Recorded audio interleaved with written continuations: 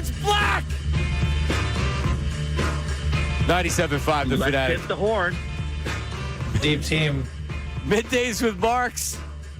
John Marks, if you're listening on the radio, 97.5 FM on the Fanatic app. Good morning. Good morning, everybody watching live on YouTube. I'll show you the screen. It's my, I guess you can't see it. It's my touch screen that I use. He's black.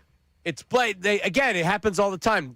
Salciunas, I guess, doesn't hit sound during the morning ever at all. Shake the mouse, John. Shake the mouse. Anyway, good morning to Sean Brace. Hello. Good morning, Sean Brace. Oh, what a great day it is. And we say good morning to Ray Dunn. Hi, Ray. Good morning, Johnny. How are you? I'm great. I'm great. So, I think we all agreed yesterday. I would have been shocked if Daryl Morey wasn't fired. It happened maybe quicker than a lot of us thought, but it happened when it needed to happen, right? So just to kind of address I heard a lot of national people saying oh, well, what did Daryl do? And it wasn't Daryl's fault. And look at all the wins that they had and Joel Embiid's injuries and everything else. Daryl Morey's biggest downfall was Joel Embiid was his franchise player that he had to build a championship around. And Joel Embiid, you were never going to win a championship with the state of his body, with his health. I mean, that's not Daryl Morey's fault. Now, he signed him to a contract extension, but that doesn't even kick in until next year. So just like Rob Thompson, was it Rob Thompson's fault that the team came out and sucked to start the season? No, I don't think it was Rob Thompson's fault. But you lose your job when your team sucks. And Daryl Morey, the team didn't suck, but he had 6 years to make the Sixers from a team that couldn't get out of the second round to make an NBA final to win a championship, and they are further away than when he took over. That's the reality. So I don't think Daryl Morey's a terrible GM. I'm not gonna look at Daryl Morey's tenure in Philadelphia in a positive light. But he's also he did make some good moves. I don't care. This move was going to be made. Any dummy could see that bringing Daryl Morey back and running this back next year would have been a really, really bad idea for the Sixers from a PR standpoint. You can't do it. Now you have a new guy coming in. Now you have Bob Myers, who has been the architect, or at least the executive to a franchise that won 4 championships. He's going to hire somebody. Not surprised at all by this. It was the right move for the 76ers. Josh Harris isn't dumb. He might not be a good owner, but he's not dumb. Bringing Daryl Morey back would have been dumb, and he's not dumb. No surprise, Sean. Yeah, no surprise. And as far as the timing is, I thought it was right on point, right? You got to let one day rest, everything settle, check the pulse of some of the people at the higher up, whether it's David Blitzer, Josh Harris, whatever. Of course, these conversations have been going on for quite some time. Bob Myers has been essentially an executive for the 76ers this last year. He's been in that building a ton. I've seen him infinitely more than Daryl Morey all season long. So as far as the timing is concerned, I give Josh Harris the props. I say, you know what, Josh and company, you got that right. Nice work, right? You got to tip your cap, because what happened on Sunday was inexcusable, and the gap between you and the other teams is just way more than the most positive Sixer fan, Sean Bernard, could even dream of, right? You can't make the case that this team is even in competition to win a championship, let alone to get to an ECF. It's been a good run. He's put together some winning seasons. They've made the playoffs 5 out of the last 6 years, I want to say, with Daryl Morey. His vision, he's had multiple times to see it through, and this last time was just enough. That's it. He put all his eggs in the extension of Joel Embiid and Paul George coming together with Tyrese Maxey. I'll surround them with whatever, the dribs and drabs that I can find available, and we will compete. We did not do any of that. We gave up 144 in a do-or-die situation. We got embarrassed multiple times in that 4-game series against the New York Knicks.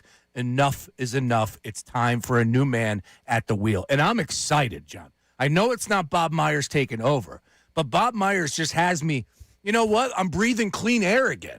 I am. You know I'm a Sixer fan. I love this franchise. I love this team. It is Bob Myers taking over. It is. But it's Bob Myers taking over, hiring somebody that is going to see his vision. Correct.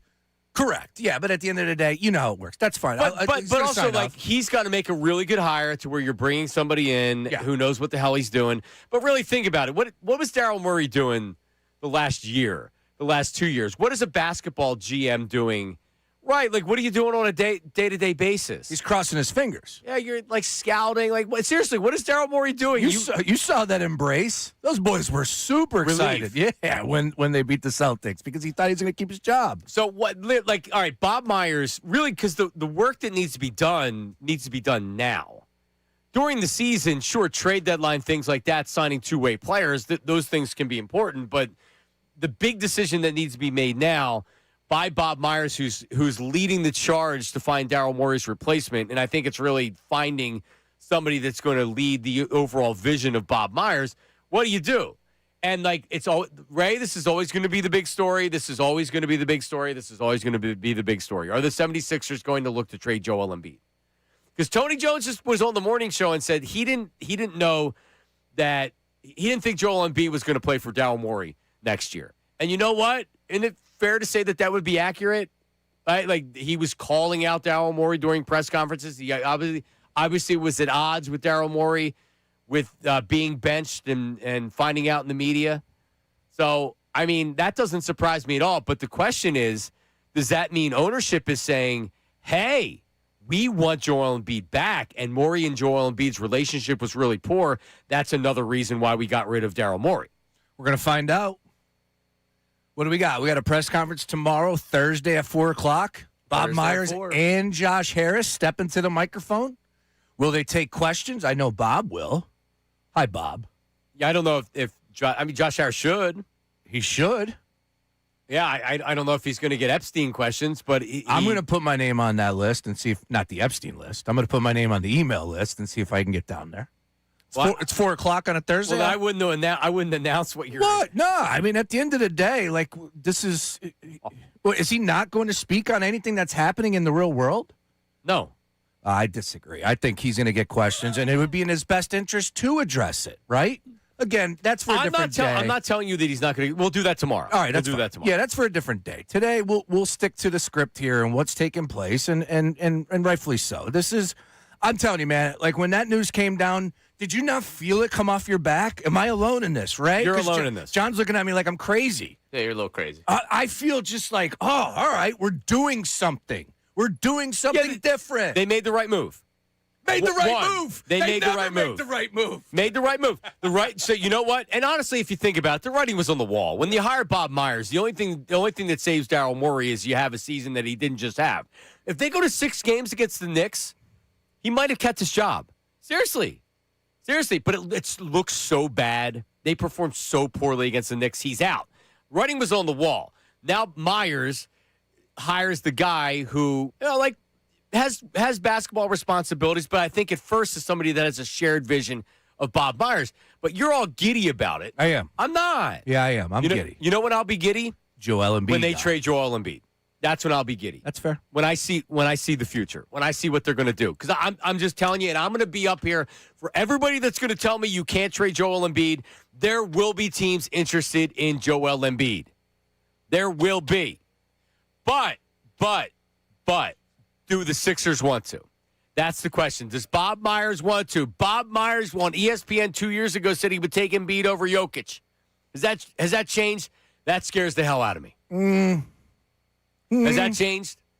That doesn't scare me. A couple years ago, JoJo was in competition. There were moments that I would take JoJo over Joker in those years. I was fighting the fight. Maybe I was a little biased here because there was a lot of. He was an MVP, so he never. When they put head-to-head in the national perspective, I never thought JoJo got the right amount of due because it was an easy shot to take at him with the health and everything, the process, playing for the Sixers. So I always stood up for him, but there were times that I would take Joel Embiid over Joker. Absolutely. I don't think he's saying that now, although Joker got beat up in that last series. He sure did. All right, so here's what we got. 610-632-0975. Your reaction, phone line. 610-632-0975. Middays with the Marks, 97.5 The Fanatic. John Mark, Sean Brace, Ray Dunn. 610-632-0975. Phone line, text line, Davis Honda text line. Also the voice memos on the Davis Honda text line. Your thoughts. Sean's happy. I'm not happy. I'm just relieved that they made the right move, which was to move on from Daryl Morey. But it's not the right move if they don't look to move on from Joel Embiid. So Sean's happy. I'm kind of like, all right, good move. You didn't screw that one up. And I didn't expect them to screw it up, but you didn't screw that one up. Oh, they could have very well screwed it up. Now you what? know that. Because does this mean there's a better chance Embiid is back than not? Because Tony Jones says Daryl Morey probably didn't want to bring Joel Embiid back, which we will play for you coming up next. Also, Bob Myers, what does he think about Embiid? Because that's what matters. If Bob Myers is making this hire, then Bob Myers is going to feel a certain way about the way the direction of the team and the way the roster is constructed. We'll play for you what he said about Embiid just 2 years ago. That's coming up after this. Get in with your reaction. Daryl Morey fired. Does that make you feel good as a 76er fan?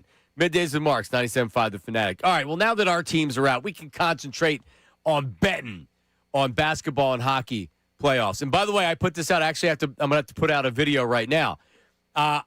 If you're taking New York and Oklahoma City in the NBA Finals, it's a pretty good payout if you do a parlay right now on the BetParks app, the only online casino and sportsbook app I would ever recommend. You can bet more than the score. Individual player performances, basketball, hockey, golf this week in the area, soccer, baseball, and more. Make your downtime fun time on the BetParks online casino and sportsbook app. Right now, new casino users get up to 250 bonus spins on the hot online game, The Sweetest Collectum, plus a $1,000 bonus back in the first 24 hours. All your casino games for real money, and, of course, you're betting all your favorite sports right on your phone. The BetParks online casino and sportsbook app, where there's always another way to win. You must be 21 and in PA, New Jersey, Michigan, or Maryland. New users only. Terms and conditions apply. See BetParks.com for details. Casino bonus must be wagered. Gambling problem? Call 1-800-GAMBLER.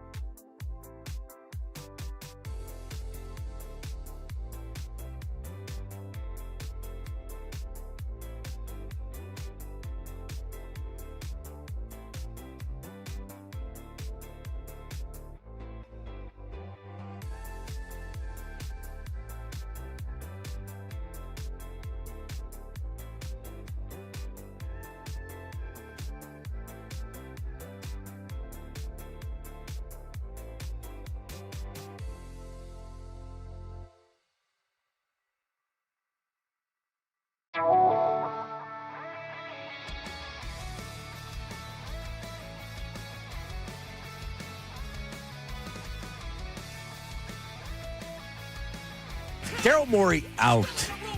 Exciting times. It's a new time. I'm vibing right now, Johnny.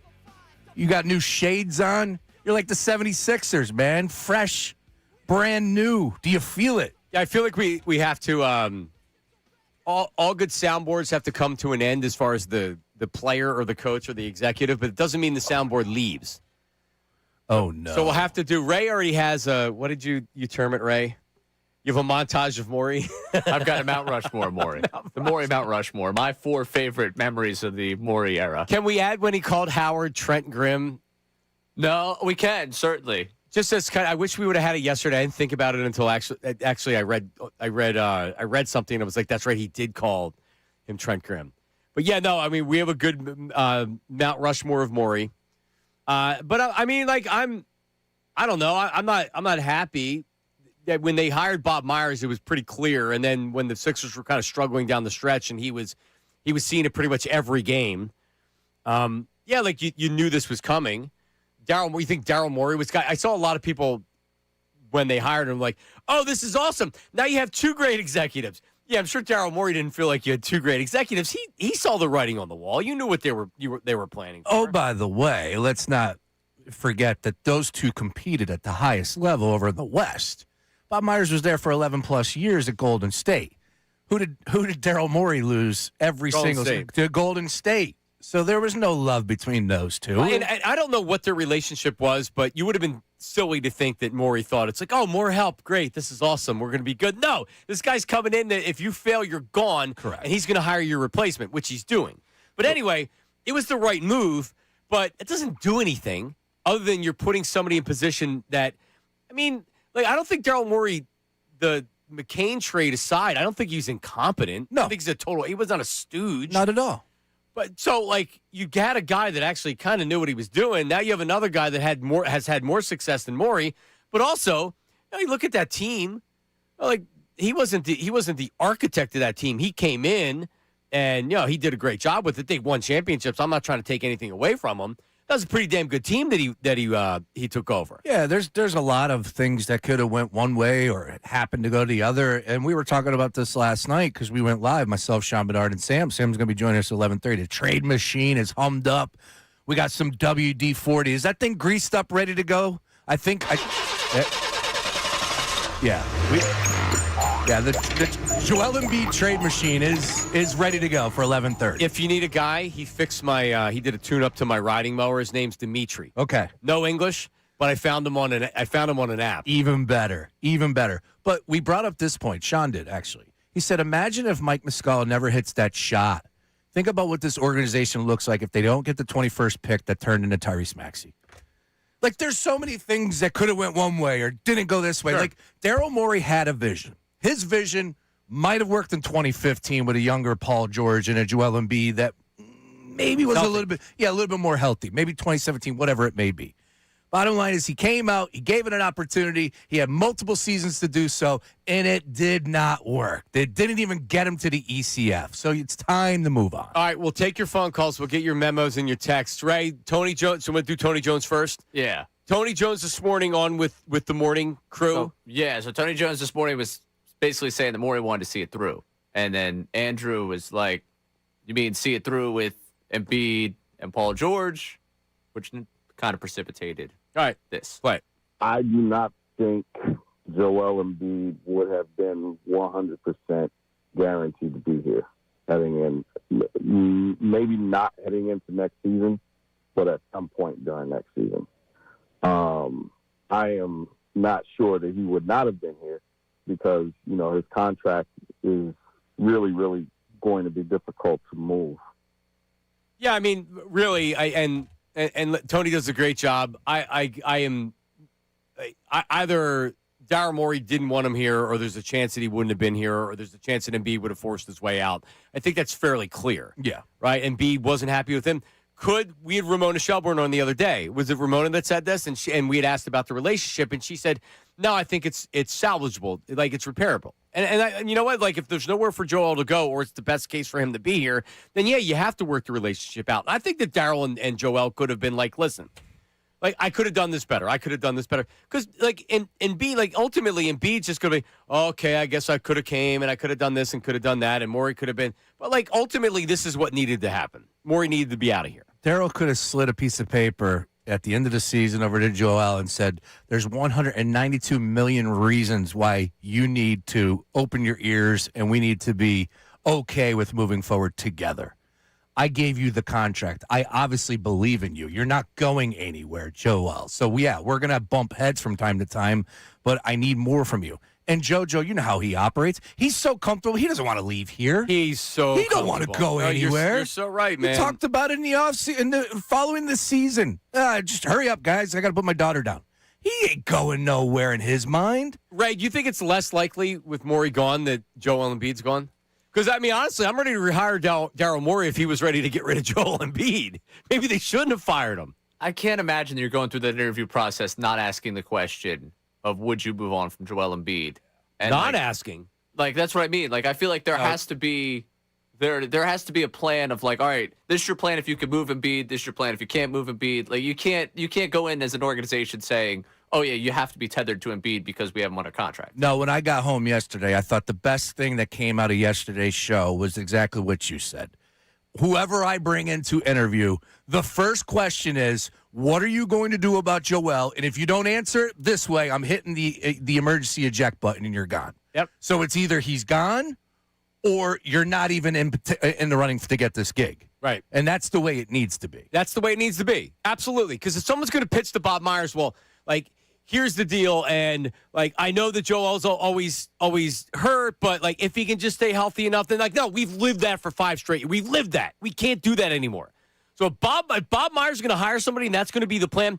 Sean, it's one thing if you legitimately can't trade him, and you would have to give up multiple draft picks, and you're taking bad you know what people say. Oh, what if you take bad contract picks for the next 30 years? Okay, yeah, sure. Then I'm bringing him back.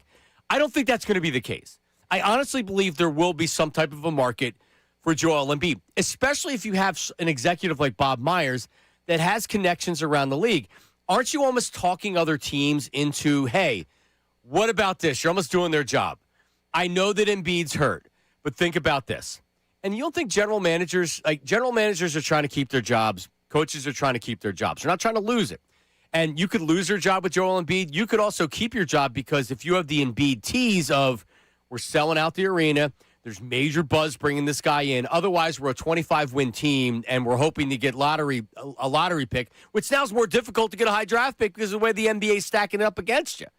So I honestly, I don't know because let's play Bob Myers. This is 2 years ago. Here we go on ESPN. Can't wait to hear this. Yeah, me neither. Well, here's Bob Myers 2 years ago. Sometimes I look at it simply as if it was a Game 7 of the NBA Finals right now, and we each got to pick a center. I'm taking Embiid first. As crazy as it is, I love Jokic. Wow. I love Jokic, but So do I. Embiid is the most physically dominant player in the NBA right now. He's the guy where the opponents look at each other and go, I don't know what to do with this guy. There's nothing I can do. Now, Jokic does it with physical skills and cerebral skills. But Embiid's one of the smartest players in the NBA, too. What he's doing is just dominant. Like, to the point where, I don't know, you cannot stop him. Nobody's been able to stop him. I'm excited for this game. I love seeing games like this. I think you're going to get a real game. This isn't going to be 150 to 162. And what happened in the game? What game was that? So wait a minute. I want to stop for a second and just say this, right? So now we're going to take something that they're debating. Stephen A's on the damn panel. So can you really take it seriously? Right? Like, okay, so they just said in a one-game scenario, a Game 7, barbershop talk, bar, belly up, Ray, who you got in one game? Like, that's what we're doing. And he said Joel Embiid. If it's the year of 23-24, JoJo averaged 34.7 points per game that year. That's pretty damn good. So, like, I could make the case. There were plenty of times in the year before 33.1. Like, there were plenty of times that you could say that. Joel Embiid over Joker. In this city, you can say it. Nationally, you can't say it because you would have got laughed. However, whatever. Moving on, that's fine. Bob Myers, right, has proven his worth over the 11-12 seasons, and we're going to hear with Golden State, and we're going to hear over the next 2 to 3 weeks, whatever it is, now that he has the keys to the franchise, of the moves that he was leading the charge on, the moves that he did not make. We're all going to learn. My issue is hold up on the people saying that he was a Steph Curry merchant, that he didn't do anything in 11 years when he won 2 Executive of the Year awards. Oh, by the way, I don't know how many more he won. You have that answer? Does anybody know how many I'm sure he's got them in his. Well, Bob Myers has office. 2. All right. Remember Morey had that picture of James Harden in his background before he traded for him. Anyway, I'm going to pull it up right now. Yeah, he was doing an interview and there was like this funky James Harden picture. It was like James Harden. He loved them. Hey, look, he fell in love with James Harden and Joel Embiid. 2 great players. So and it's 2 years ago. And here's the other thing. Bob Myers was working at ESPN. But here's one thing I'll say about Bob Myers. I don't know if he can turn the 76ers into champions. I don't know that. Here's what I do know. This is one of these dudes that is like super duper.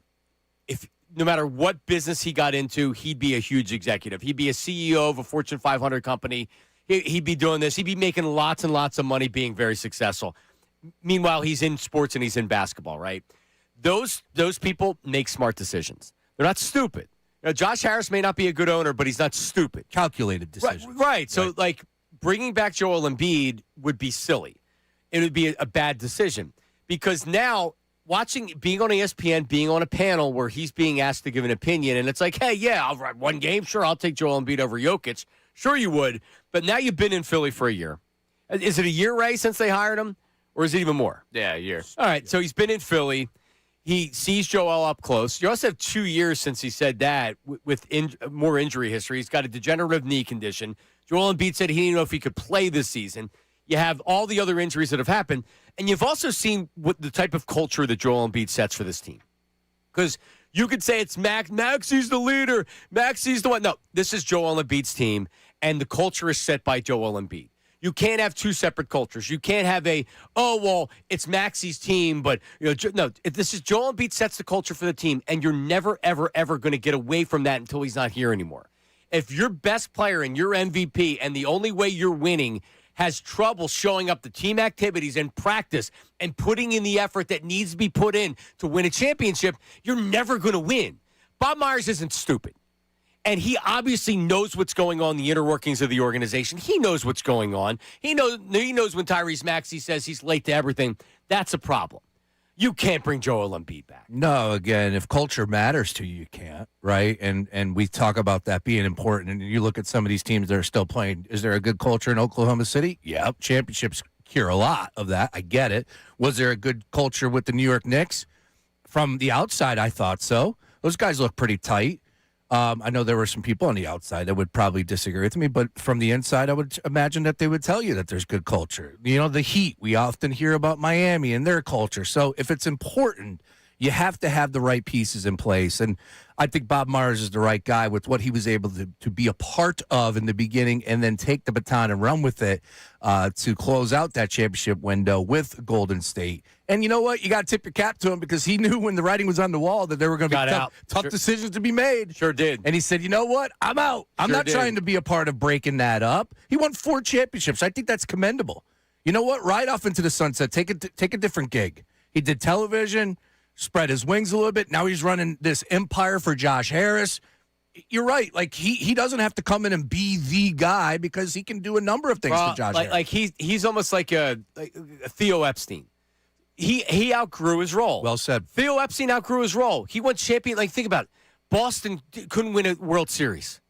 Chicago couldn't win a World Series. The dude won a World Series in both places. Now he's like running Major League Baseball. You know what I mean? Like, you outgrow even being a president of a team. That's what happened with Bob Myers. He looks at himself as being, I'm just not going to be Daryl Morey and be the GM. I can, from 5,000 feet, I can help run the Sixers and be really the big vision guy, have somebody work under me, and then I can do all this other stuff for all the other teams under Harris Blitzer. I didn't know where Theo Epstein was, and it's a great analogy. The comparison is spot on because he is currently the senior advisor for the Fenway Sports Group, which owns the Sox, Liverpool, and a number of other properties. How about that? Yeah.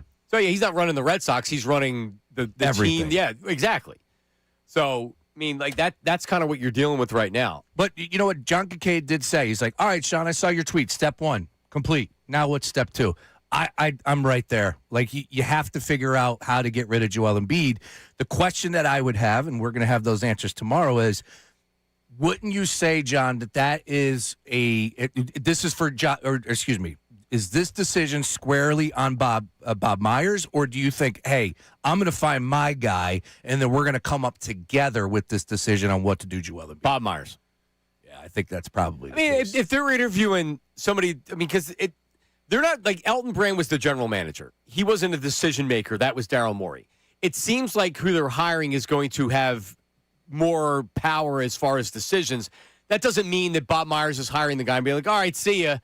Text me if you need anything. No. Now, would they give them the opportunity to say, like, all right, pitch me why you keep Joel Embiid? I don't know why you would even allow that pitch other than just hear what they have to say. Because in my mind, there's none. There's no reason to believe that it's going to work with Joel Embiid. And it's time to move on. But, I mean, it's really a good question, Ray. Step one, Daryl Morey. Step two, trading Joel Embiid. 610-632-0975.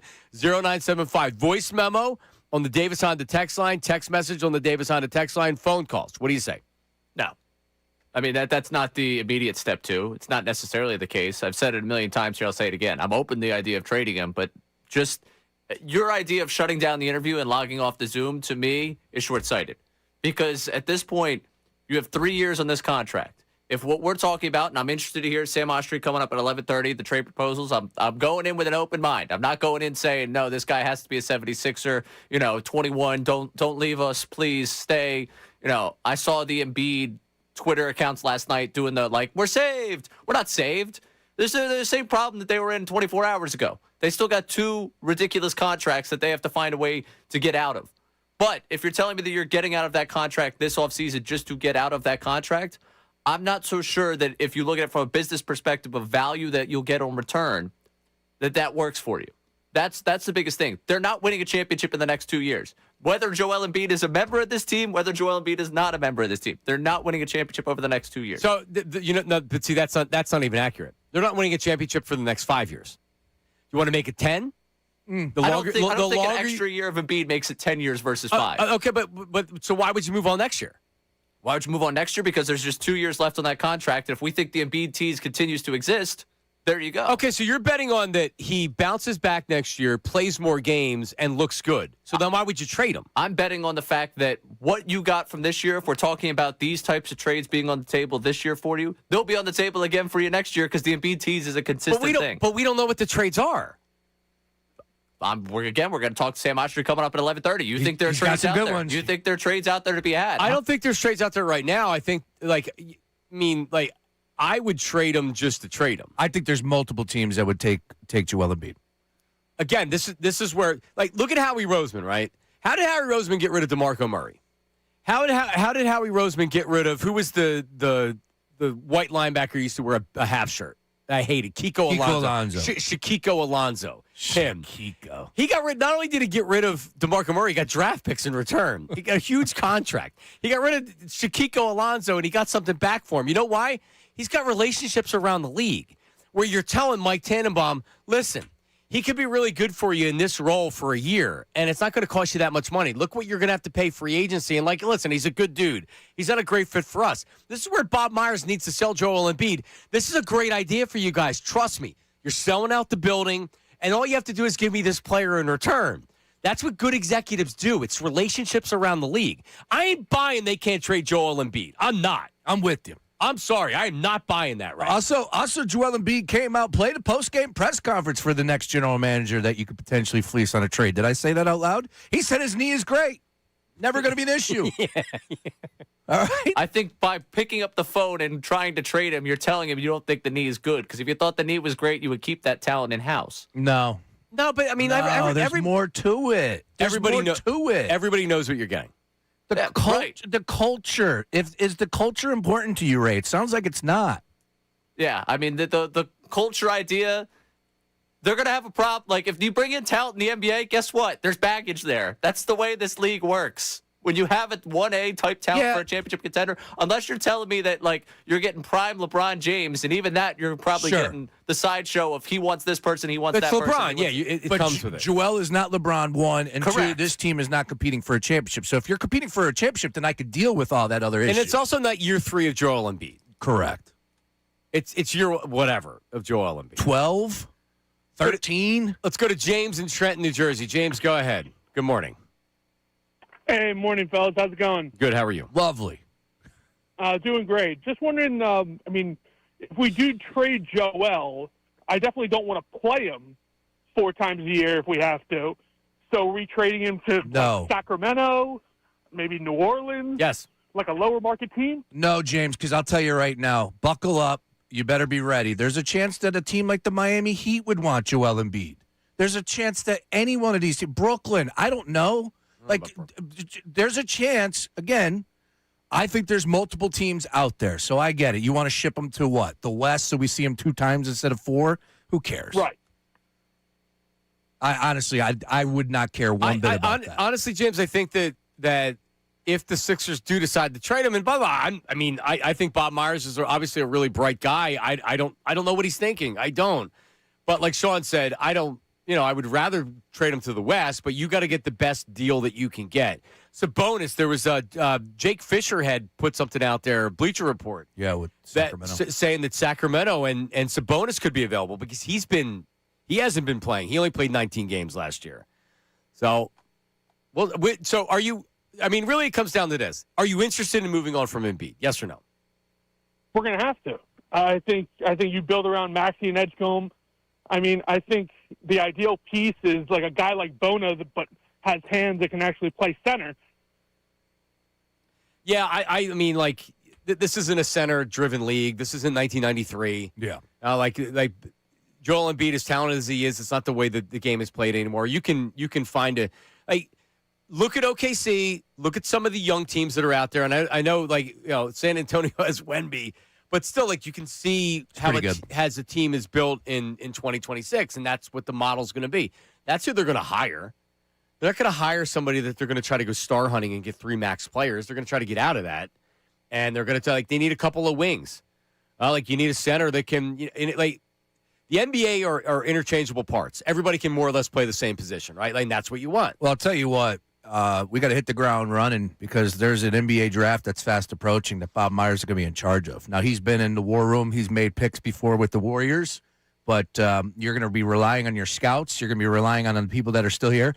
Is Elton Brand remaining? I did not read his name yesterday. I salute Elton Brand. I really do. To be able to keep this position, and I know him. I'm a fan of EB. I get it. But at the end of the day, my man has played his cards right. He was underneath Morey. He didn't take any shots. He's under the umbrella, just not getting any sun, right? Now, all of a sudden, Myers comes in. You know what? We need a piece. We need somebody to keep things going in the right direction. Elton Brand, come on down. Dude, he played his cards right. If you were looking at that any other way, because I saw people out there, get rid of Elton Brand. No, man. This dude's smart as can be. He's played his cards right. I actually salute EB on I that. do, too. Yeah, they can keep him. I don't know what he's doing, but they can keep him. I like him. Fine. Right? Let's go. I don't think he's he's necessarily as safe as you think. No, I don't think so. I don't think so either. You're right. I don't. He may be gone. I have no idea. I didn't read his name in the press release, so I was like, all right, that's a win. The Shams story said everyone's being evaluated with the new guy. Right. So, it would actually make sense that he doesn't come back. We'll see. Hey, if he makes it through another administration here, good for him. He was survivor. He was about to take the Atlanta Hawks GM job, if I'm not mistaken. So his name will be out there. Yeah, you never know. I think that was put out there, as a favor for the agent. Because maybe they saw this writing on the wall and they wanted to try to line up his next place. I like Elton. Listen, 610-632-0975. Are we doing the Mount Rushmore of Morey? He did draft Maxi. Yeah, listen, let's keep him. You can do the exercise classes with him. 610-632-0975. Yeah, Sean works out with Elton. Damn right. All right. How will you remember the Daryl Morey tenure? We have the Mount Rushmore of Morey coming up next. Middays with Marks, 97.5 The Fanatic.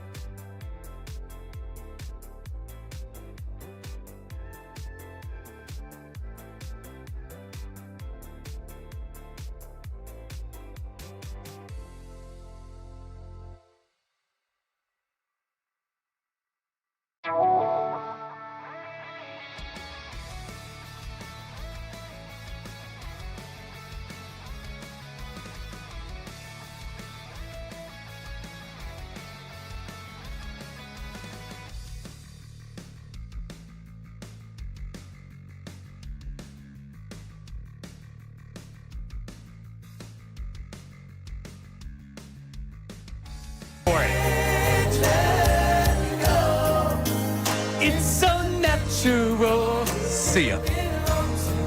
Don't let the door hit you. It's not, girl. Oh, You know I love you. Ooh, that What was. happened? I don't know. Did our board just break? Uh-oh. Board didn't break. Coffee's not spilt. I mean, I don't know what just happened there. Can't cut Boys to Men like It that. said it had another minute 30 to go. Come on. It's actually not the perfect breakup song.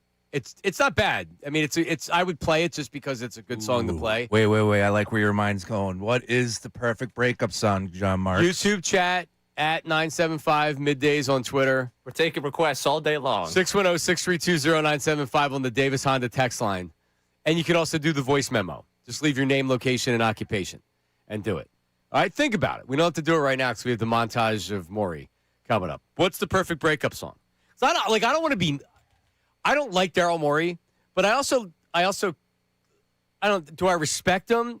See, Daryl Morey really pissed me off because he didn't take in, like, for him, when he came here, that's when the 76ers franchise started.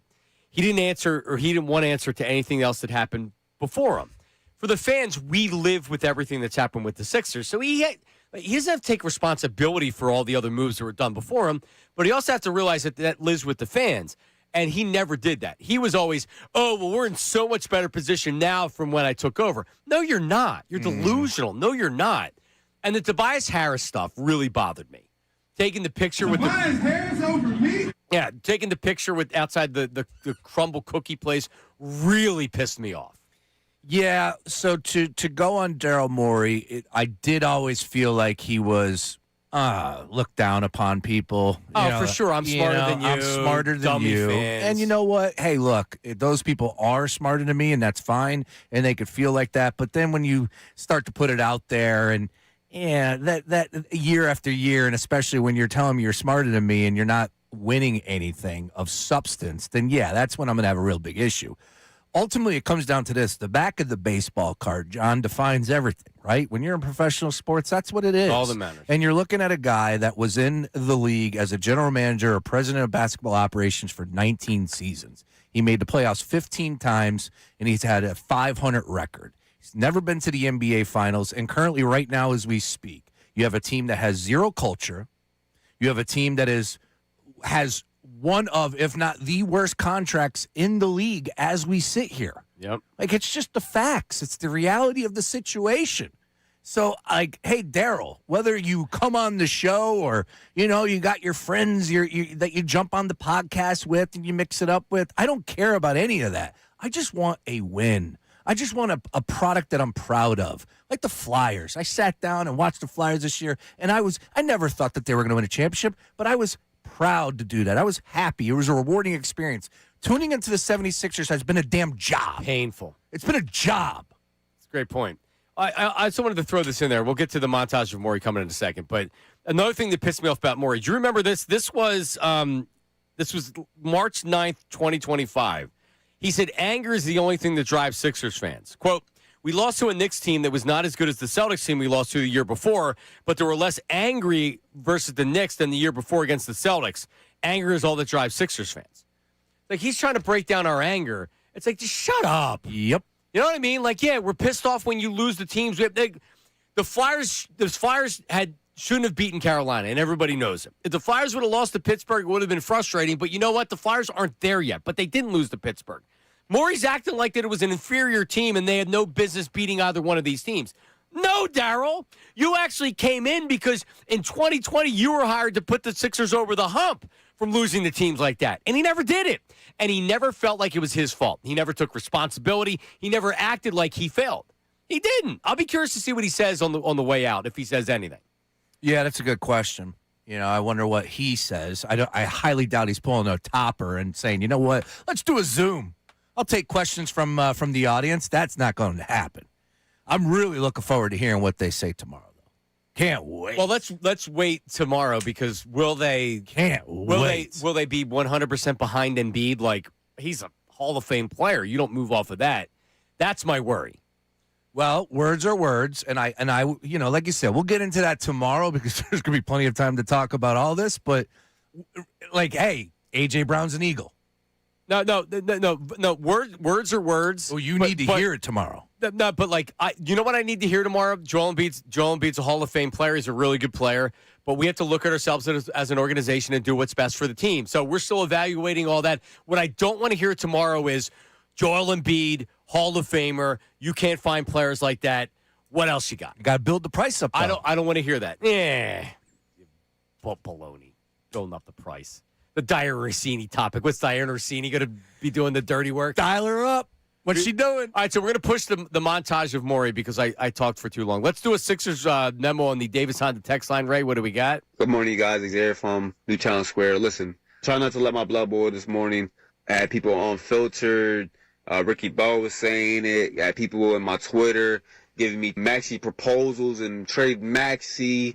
You get 5 or 6 draft picks. Look at what they got from Mikal. I don't give a damn about that. I don't care about lottery picks or first round. I don't care. When our organization has done nothing in the lottery, literally nothing in the lottery. How many times have you picked in the lottery in the last 15 years and we only have Joel Embiid to show for it? I don't care about that.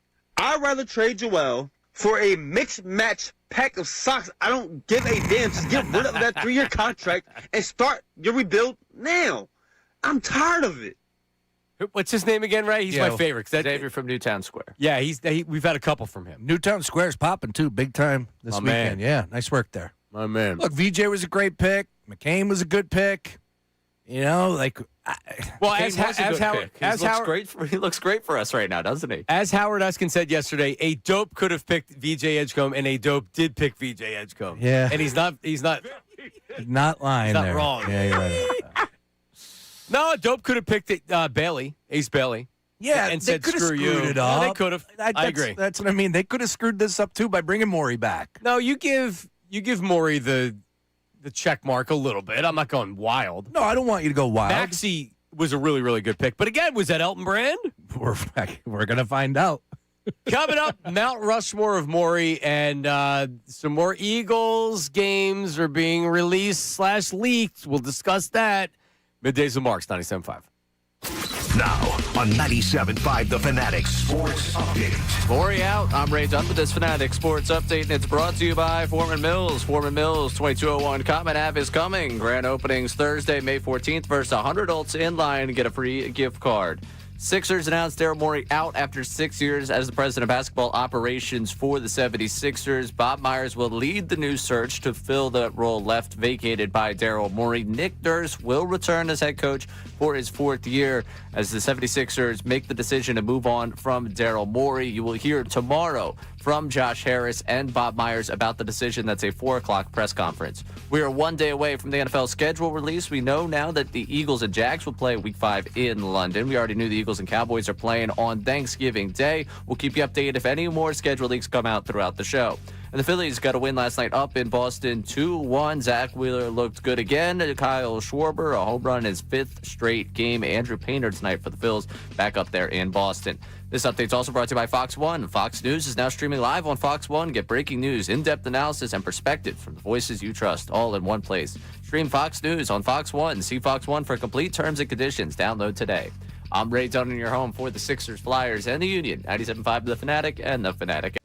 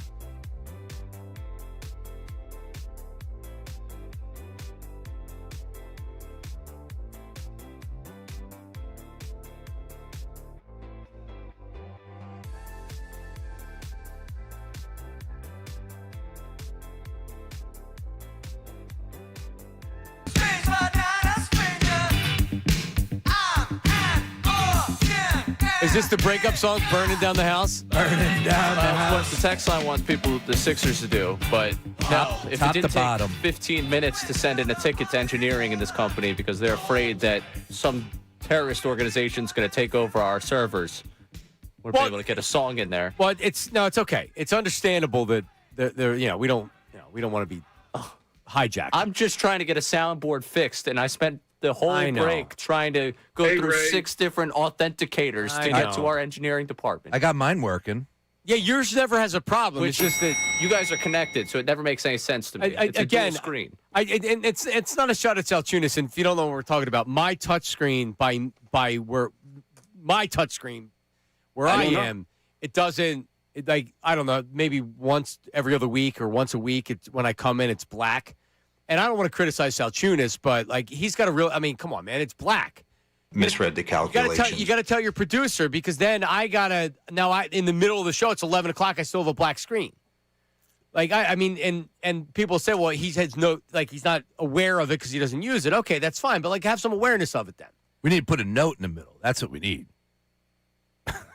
Give me a hammer. There you go. I'll fix this thing There you right go. now. Anyway, I got one as far as a breakup song is concerned. we got. Since You've Been Gone by Kelly Clarkson. Since you've been gone, I can breathe for the first time. Well, that's a good breakup song, but not for Daryl Morey. It's going to fit Morey. No, he could breathe for the first time. That's what I'm saying. What's the appropriate breakup song for Daryl Morey? It's that we did the End of the Road. That feels like more of a. It was a really, really good run. Well, what are you looking for as far as a vibe fitting Daryl Morey? So Rob Thompson, End of the Road. It wasn't a long Phillies tenure, but still, it was good. They went to a World Series. They had a lot of success with Rob Thompson. So I was like, all right, it's the end of the road. I still love you, but this is it. It's over. All right? Okay. Daryl Morey, I do not feel like that. Good, I got it for It you. has not been a successful tenure. All right, I got another one for you. Ready? Yeah. Don't Speak by No Doubt. Don't speak. I know just what you're saying. And not even going into the lyrics. It's And don't please speak, dude. don't explain. Get out. Don't tell me because it hurts. Yeah. Just No, don't even speak. no. Hey, no, dude. Don't speak. Just go. Just go. Okay. Yeah, I know what you're thinking. I'm a little bit more, I guess I have a little bit more venom towards Morey than most. Yeah, I'm not a. I'm excited. I am fully Ari Gold, throwing the cell phone up against the wall. Get the hell out of here. Dude, you were sold to us as this genius. I got Sam Ostrich telling me he revolutionized the bleeping game. Yep. That's what people say. Oh, All yeah, right. for sure. I still feel like. Oh, yeah. Led us to many championships. A lot of He's great. banners. Never been to an NBA final, but still. Revolutionized the game. Right. And they've been doing analytics since the 90s. But all of a sudden, Mr. MIT comes along my way. And what do we get? All right. So, with that being said, the montage of Morey. Ray, what do we have here? This is your segment right here. What do we got? Oh, man. We got 4 moments, and we're going to add the bonus one because I went back and listened to it after you brought it up earlier, and it still hits. It hits really good. We got 4 moments that we'll remember him by. I want to start with the obvious one, the one that everyone's, I think, thinking the most about right now, watching Jared McCain. We're selling high. I'm quite confident we're selling high on Jared McCain. I'm quite confident we were selling high. Yeah. Obviously, time will tell. But the only other high point, and we weren't looking to sell, I'll be frank. Teams came to us with aggressive offers for him, and you could say, yeah, that's because he's a good player. I agree with that. We thought this return was above, for the future value for our franchise, what we could get. So the only higher point would have been during his run last season. But otherwise, we feel like we did time this well. All right, there you go. Nailed it. 13 points in a closeout game. Big threes in the fourth quarter. Highest percentage from three-point land in Oklahoma City franchise history. Now, I get it. OKC, all that. But at the end of the day, had a great run with KD and Russ and of course, Harden. Oh, by the way, what they've been able to do in these past few seasons.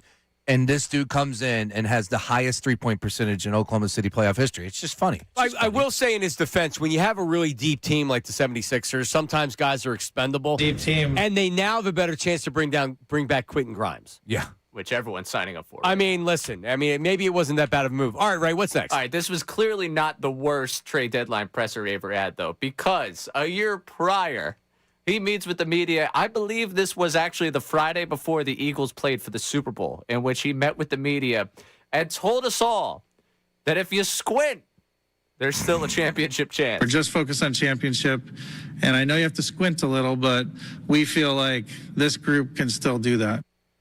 I think it was 4-27. I forget what the exact record was after this quote, but then they got smoked that night. They lost by a wide margin, and then the tank was on. That's when they were trying to get Embiid. He was clearly hurt, and they were trying to push him through because they were trying to make a play. Remember the playoff push? And then it was over, and then they did a great job. The best thing Daryl Morey might have done as an executive of the Sixers is tank and get VJ Edgecombe. Because they could have very easily been like, oh, well, we don't tank. Or no, he stripped it down, and they lost. Give him credit on that one. Yeah, if you squint and you put your readers on, that's a championship team that we're seeing. Yeah, that's what that is. Yeah, you're not squinting. You have your readers I got the readers on. Yeah, you still end up squinting, though.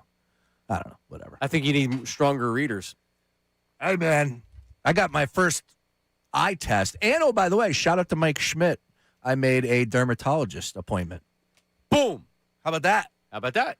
Right? That's the whole point of when it came Exactly. on. That was like, go see a dermatologist. Make sure you're good. And it made perfect sense. It did. Love Mike Schmidt. All right, what do we got, next Ray? one for you. You brought up earlier that the crumble cookie picture.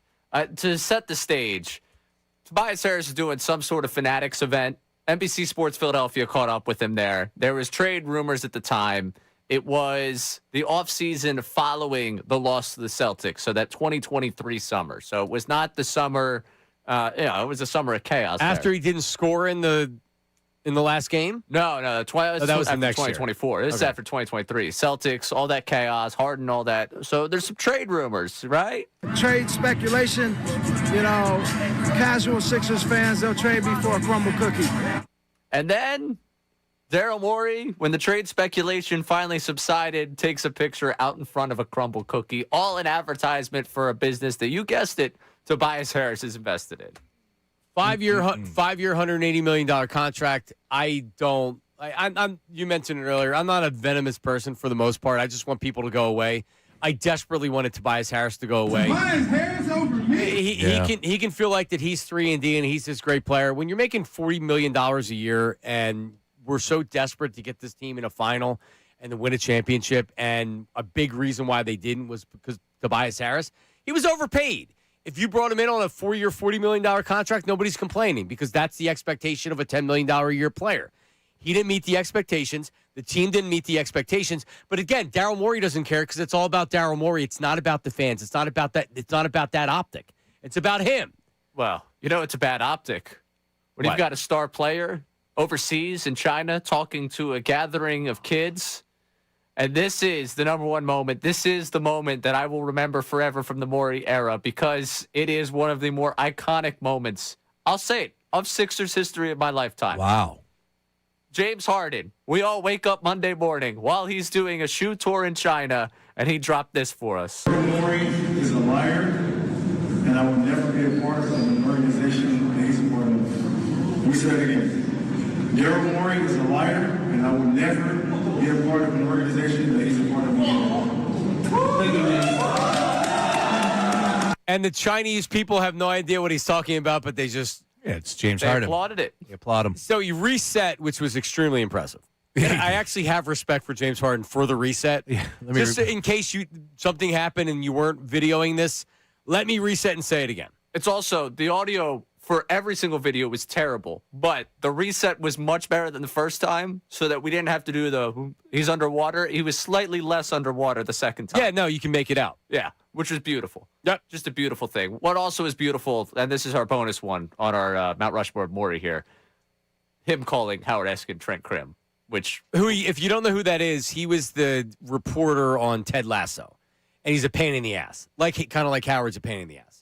All right, here you go. Trent Krim. Okay. There it is. Howard didn't know. Yeah, he had no idea. clue. Yeah, he had no idea. I didn't know either. Confirmed. Yeah, I didn't. That he didn't know. Yeah, I mean... Later on, he tried to pretend that he knew, but I know he didn't. There's no reason.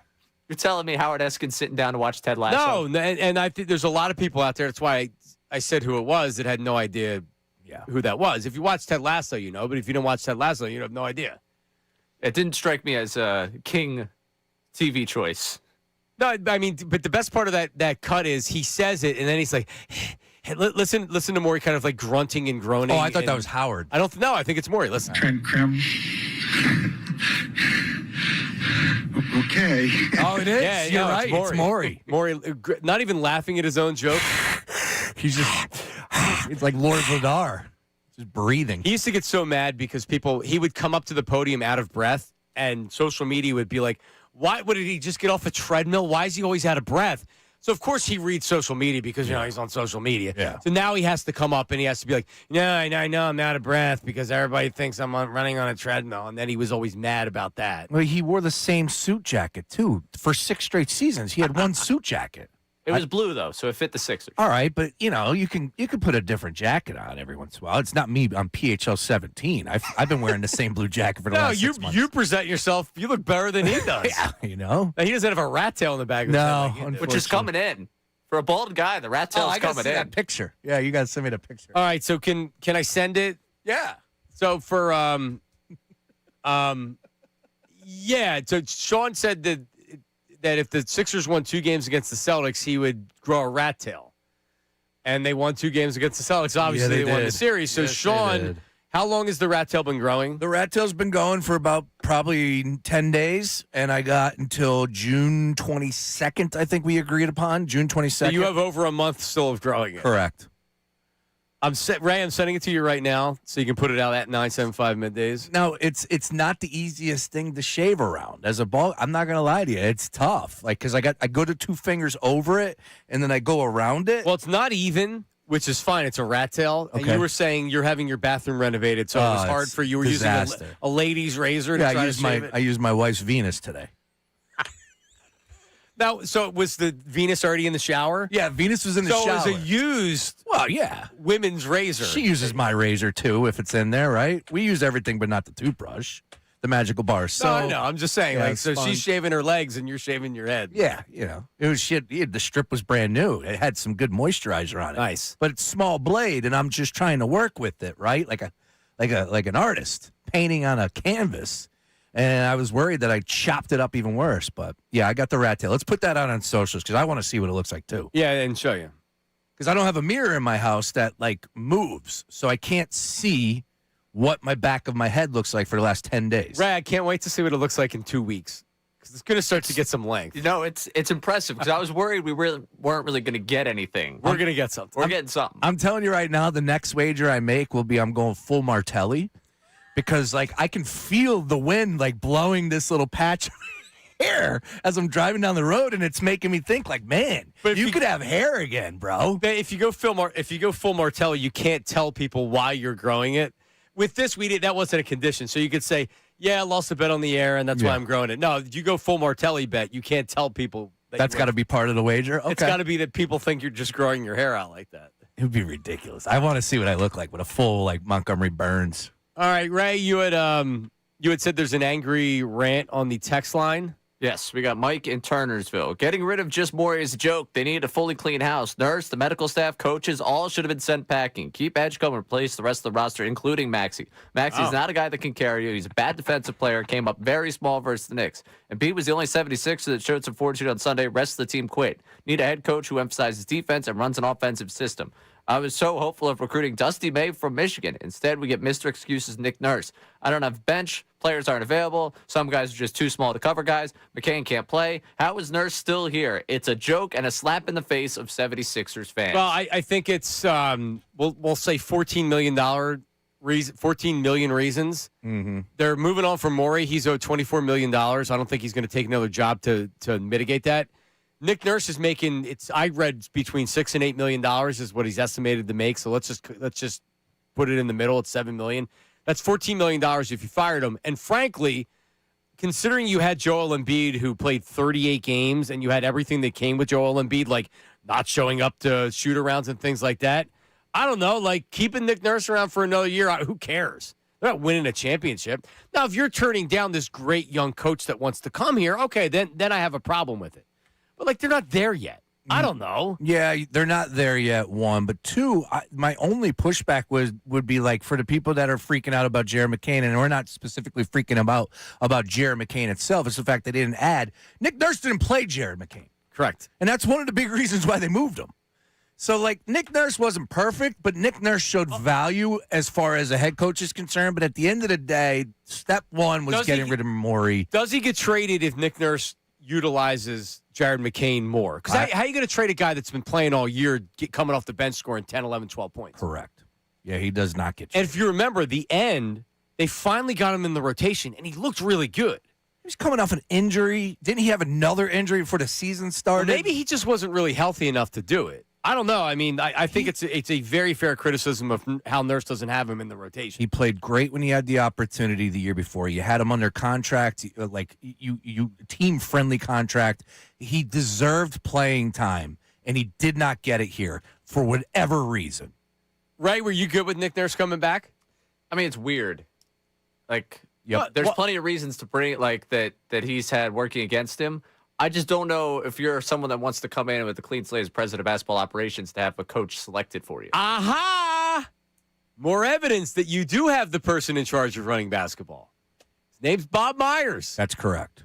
Would they have kept Nick Nurse with already having the guy that is running back? Because he's the interim person. It just shows you that Bob Myers is the one that's making the big decisions right now. Bob Myers is the guy, but he's going to bring in a GM. That shares his vision. Absolutely. But then that GM that shares his vision can pick, hey, let's bring a new coach in. Yeah, not this year, though. Correct. Yeah. Yeah, they could very easily move off of Nick Nurse after this year. Nick Nurse comes out and wins 5 out of the first 40 games next year, he's gone. Like, they'll fire him in the middle of the season. Correct. Oh, well. Yeah. Oh, no, yeah. If they're, they'll fire him in season next year. For sure. Yeah, but, like, it was, and I'm sure Joshua Harris was a part of this decision, and it wasn't just money. And don't think that money isn't involved in this decision.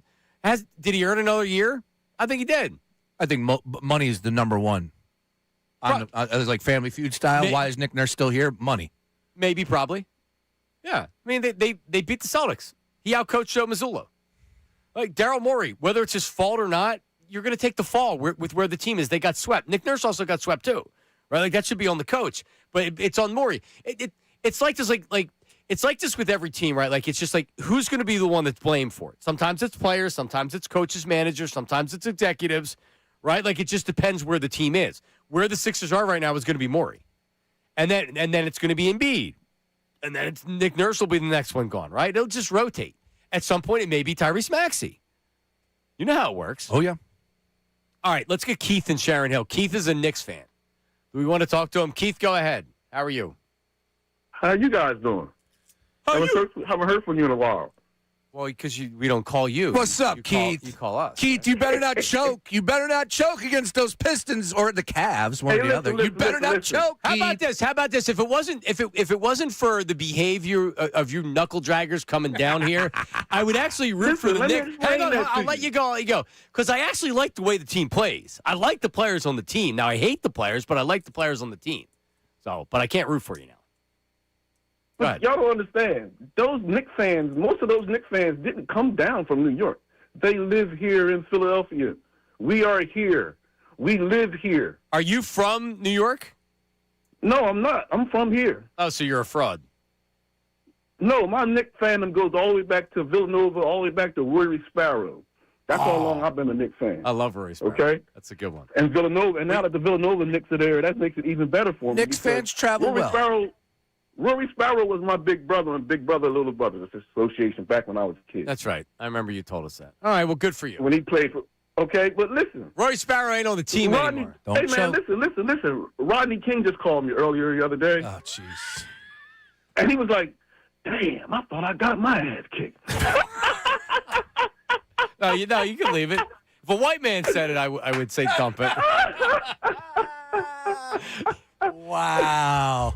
Damn, you know what, Keith. too, man? When y'all found out that y'all was playing us, my phone was ringing off the hook with Sixer fans calling me. Oh, yeah.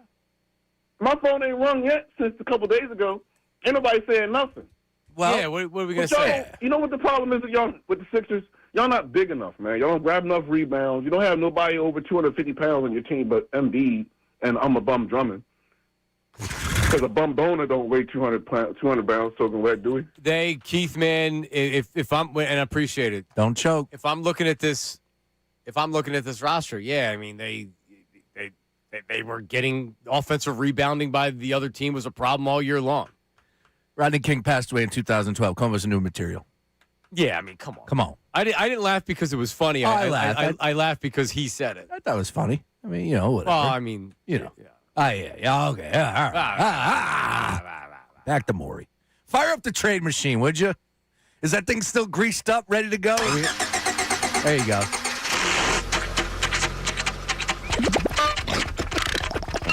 Sam Ostry of The Score joins us coming up next. He's got a couple trade machine scenarios to get rid of Joel Embiid. Does he want to trade Joel Embiid? Absolutely. He's been on this for now close to a year and a half, I would say. But he's been one of the guys. Dude, he called 18 months ago. It's out there. We retweeted it. 18 months ago, he said Bob Myers would be running a team, and he thought it would be the 76ers. 18 months ago. Right hand. All right. Well, Sam's the man. He joins us. We fire up the trade machine coming up next. Don't go anywhere. Now on 97.5 The Fanatic Sports Update. Morey's out. I'm Ray done with this Fanatic Sports Update. The 76ers announced yesterday Daryl Morey is out after 6 years as the president of basketball operations for the team. Bob Myers will lead the new search for Morey's successor. Nick Nurse remains the head coach of the team. He will be there for his 4th season coming up next year. Tony Jones of The Athletic joined Kincade and Salciunas earlier today. It said that had Morey stayed, it wasn't guaranteed that Joel Embiid would have been back. I do not think Joel Embiid would have been 100% guaranteed to be here. You can listen to the entire conversation with Tony Jones on our website or the Fanatic app. We're talking to Sam Ostry of The Score coming up in the next segment about the future of Joel Embiid and potential avenues to trade him. One day from NFL schedule release, and we found out that the Eagles and Jags will play Week 5 in London. That's after we already knew the Eagles and Cowboys are playing Thanksgiving Day. We'll keep you updated with any schedule leaks that come out throughout the show. And the Phillies won 2-1 last night in Boston. Kyle Schwarber had a home run in his 5th straight game. They've got the Red Sox again tonight. Andrew Painter on the mound for the Phils. This update is brought to you by Fox One. Fox News is now streaming live on Fox One. To get breaking news, in-depth analysis, and perspectives from the voices you trust all in one place. Stream Fox News on Fox One. See Fox One for complete terms and conditions. Download today. I'm Ray Dunn, your home for the Sixers, Flyers, and the Union. 97.5 The Fanatic and the Fanatic app.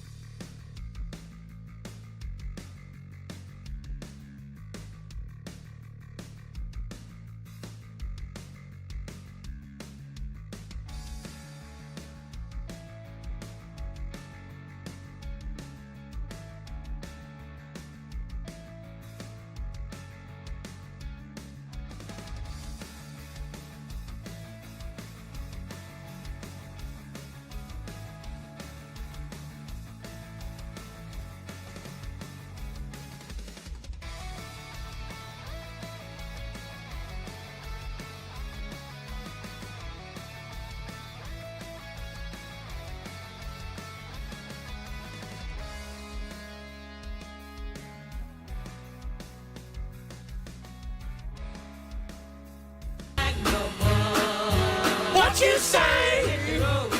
Come on now. All right, send your Daryl Morey breakup request. Are you a hit? So you're a hit the road, Jack? Oh, yeah. I'm a big Ray Charles fan. That's for damn sure. But this should be the theme for Daryl Morey? Yes. Okay. Again, That's kind of mean. But he's the smartest guy in the room. I know, I agree. And he'll tell you that. And he would tell you that. He's above anything that I would ever bring to the table. You know, he's definitely got weasel tendencies. I mean, am I kicking a man when he's down? He'll get another job. He'll get whatever job to a point. Like, if he wants to leave basketball, he'll get a gig somewhere. Making a lot of money. Sure, yeah. We're not going to have to worry about financing Daryl Morey through Social Security because he can't make enough money to pay. Go work for NASA. Who knows? You know what? I hope he does. Go do whatever you want to do. Just don't do it here. So I'm happy. There you go. Happy for that. But what do they do? The first thing they need to do, Bob Myers needs to do, whoever Bob Myers hires, is figure out the best way to move on from Joel Embiid. Mm-hmm. Sean and I, we're in lockstep. We're in unison with that. Ray, meanwhile, I'm still trying to figure out Ray's logic behind it. Ray's worried about the return for Embiid, and you just can't move on from Embiid because you can't screw yourself in the future. Well, I mean, I would say you're screwing yourself in the future if Joel Embiid remains on your roster, is what I would say, because this is time. This doesn't actually start. The next era of Sixers basketball doesn't start until Joel Embiid's out of here. Period. And I'm not going to have mean songs for Joel Embiid. That is the end of the road. That's boys to men. Yeah, I wouldn't have the venom towards JoJo like that. Definitely not. He's been a great Sixer. It's been a lot of fun. It's just time for a new path. It is. That's it. So you could have the man, like, it was, we love you. Love you. Like, it was a great time. We battled. Time. We battled. Yeah. JoJo was our guy. Yeah. So that's yeah. So that's what I would say with that. But you can't start the next era of Sixers basketball with Joel Embiid here. You can't. And how do you move on from him? So we have to go to the trade machine. This is something we're going to be doing in the future, where, like, a lot of people out there right now say, well, you can't trade him. Who do we have on the? Ramona Shelburne said that you can't trade him. Somebody yesterday, Howard's like, well, you can't trade that contract. I don't believe that you can't trade that Neither contract. do I.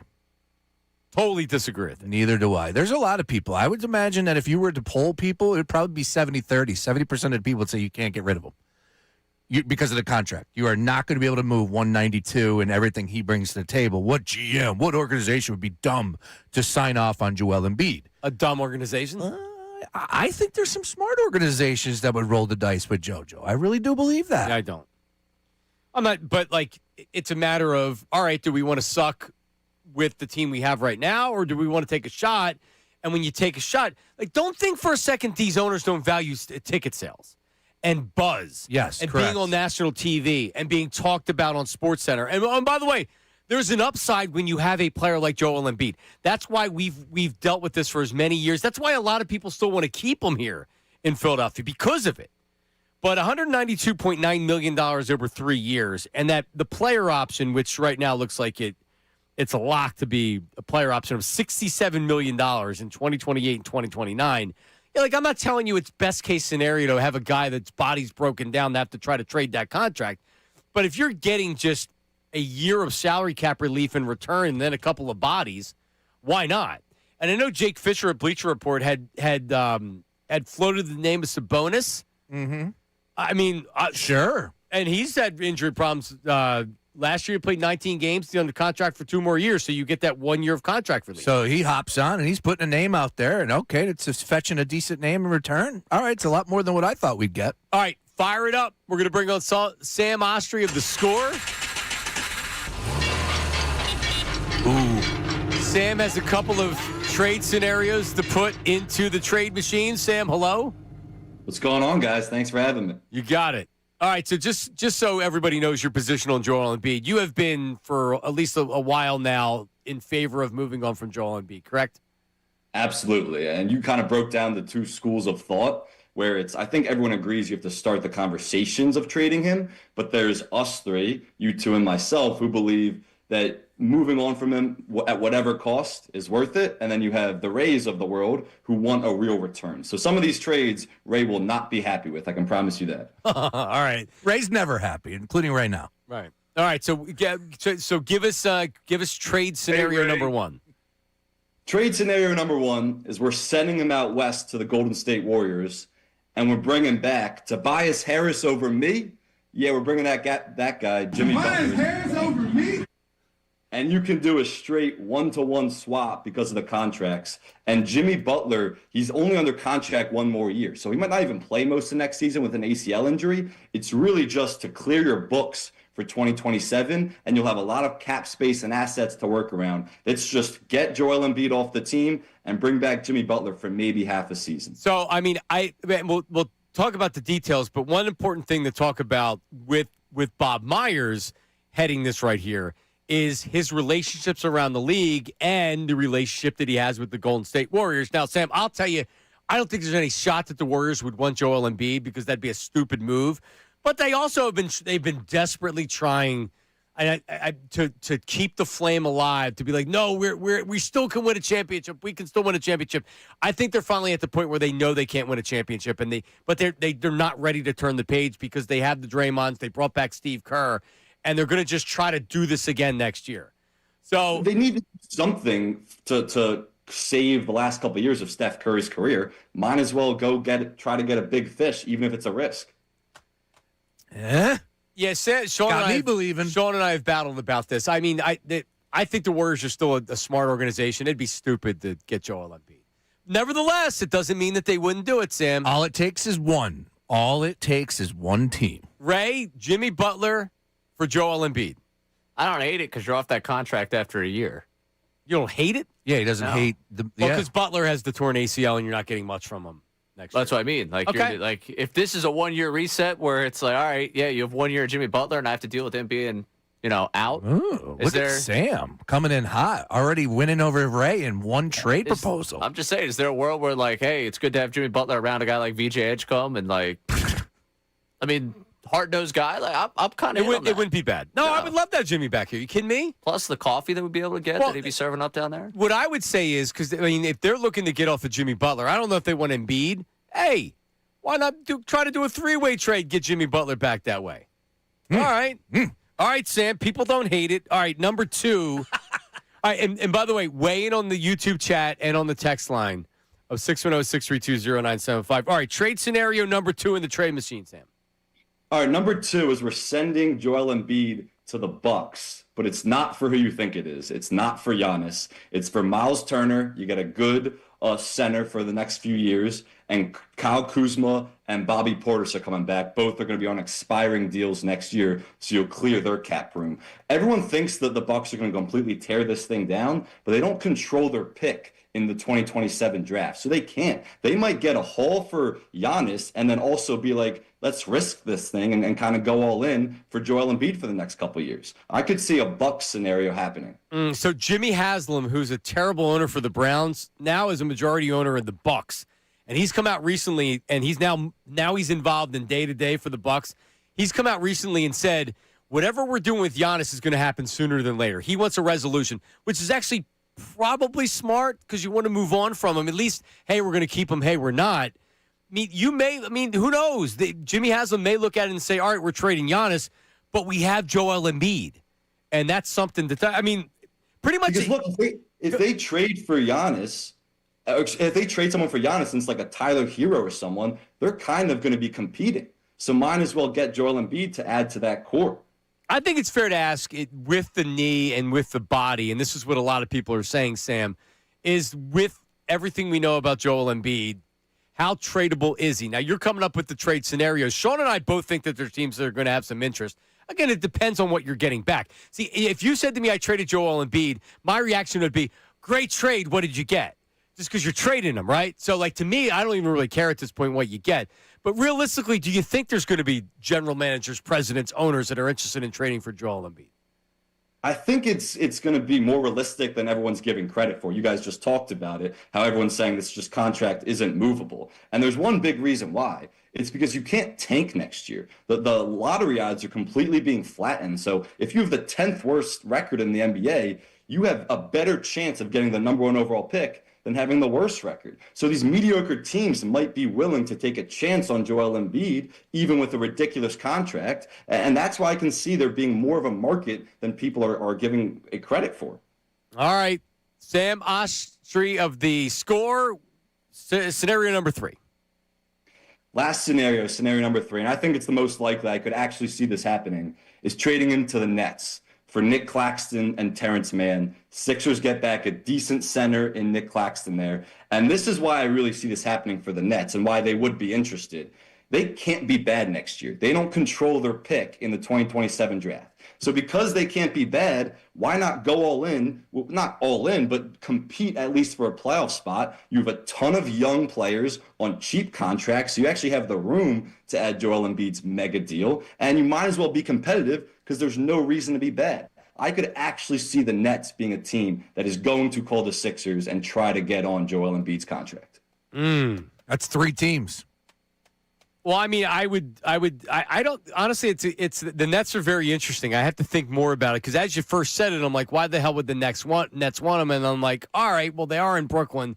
They're competing with the Knicks, right? Like you don't know the mentality of the owner up there and what exactly they would want to do. Man, it's going to be fascinating to see if there is interest. You actually, Sean put this out on social media. I listened to it this morning. Sam, year and a half ago, you had predicted before Bob Myers got hired by the Sixers that the Sixers would hire Bob Myers. So I give you credit for that. But I also ask, like, is he going to want to trade him? Right? Like, because ultimately we can do all the talk that we want. We can put these trade machines out there. Is Bob Myers going to want to do it? And that's obviously what's going to matter.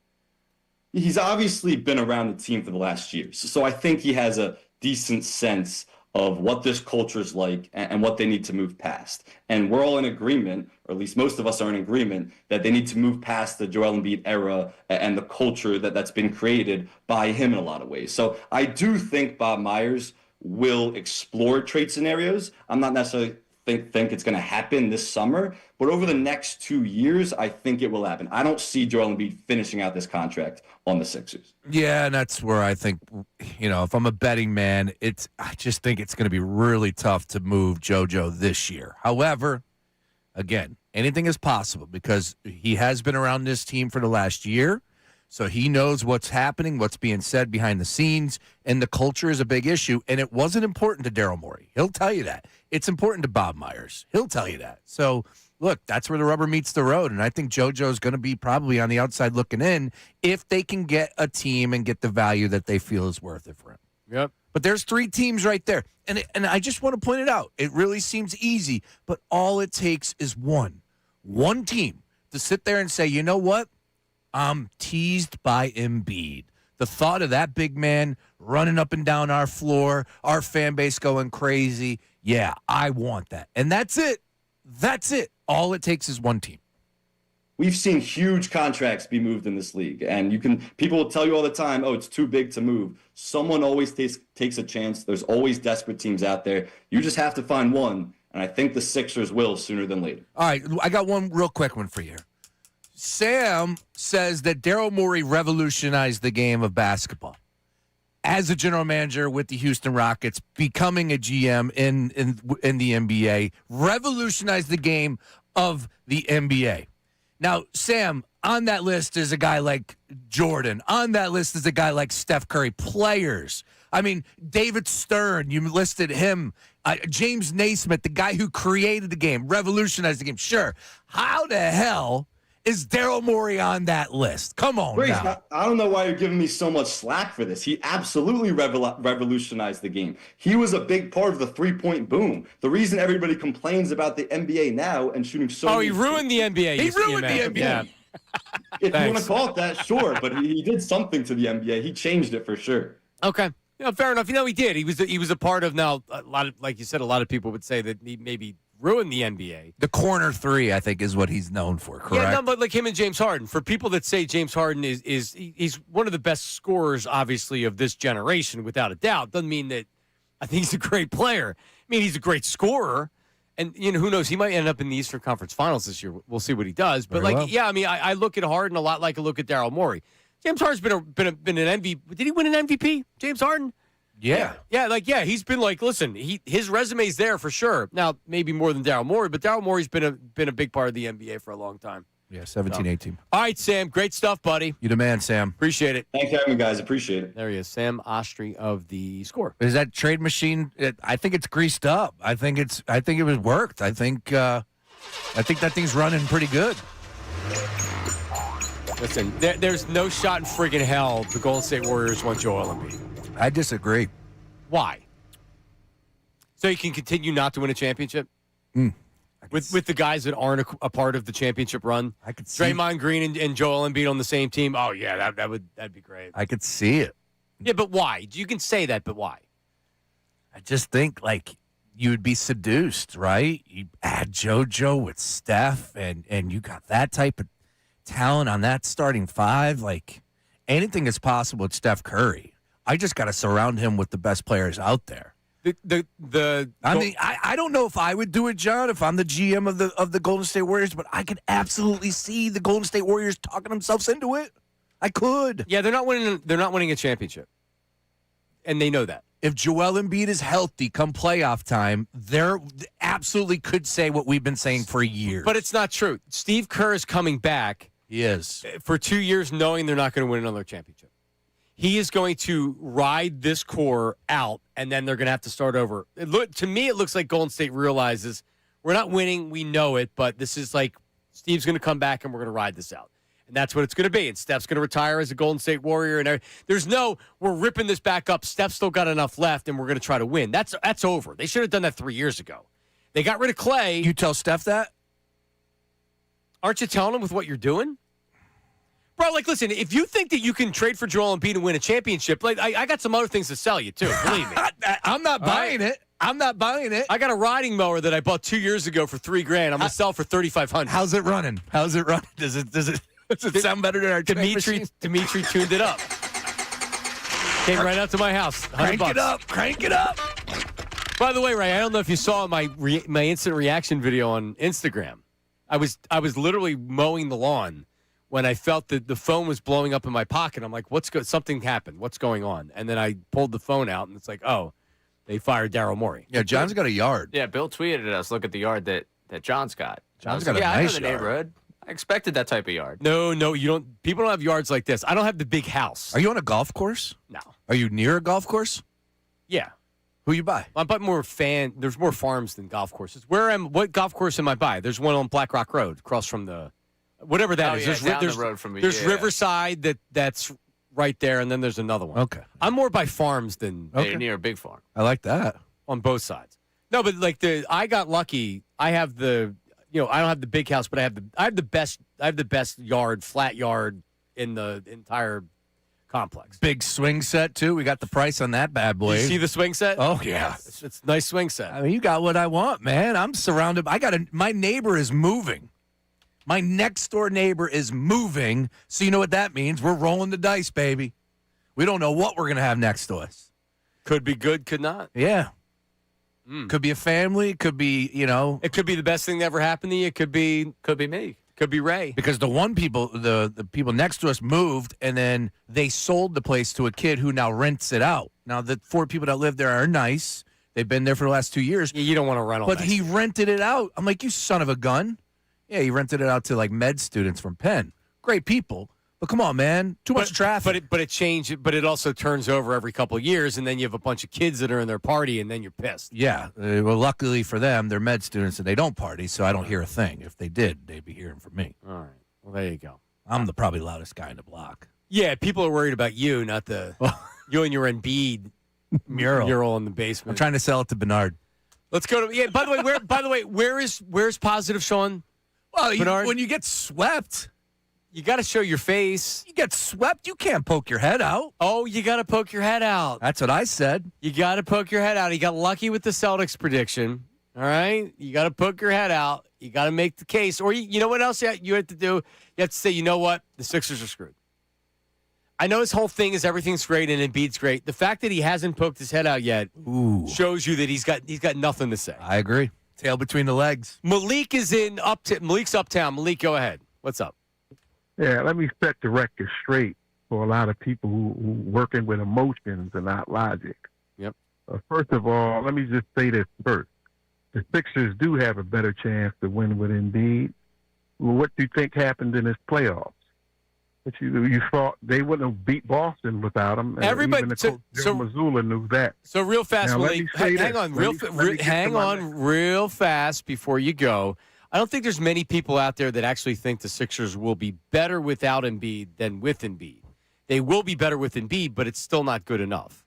So go ahead. Well, here's the thing. If the Sixers, Daryl Morey would have never signed Paul George, the Sixers would have had the ability, had they had other players, more depth. They probably could have beat the Knicks, possibly, but it was more of a depth issue.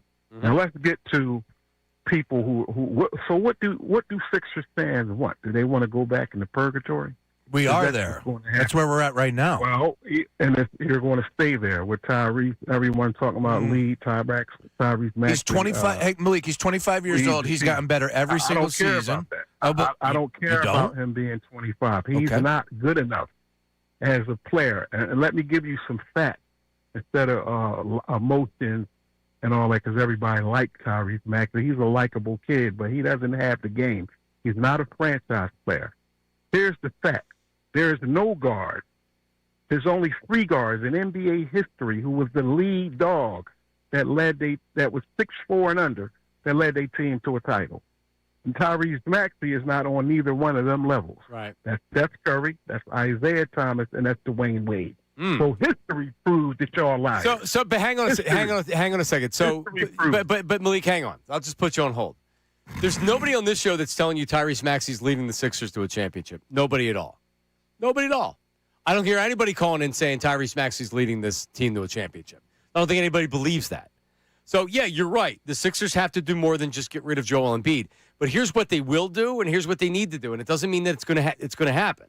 Is they need to build their team. They need a different team. Now, if you want to talk about facts, I can give you facts, all right? 38 games played in the regular season. And guess where the Sixers have went in the playoffs every year since Joel Embiid started playing? They haven't went past the second round.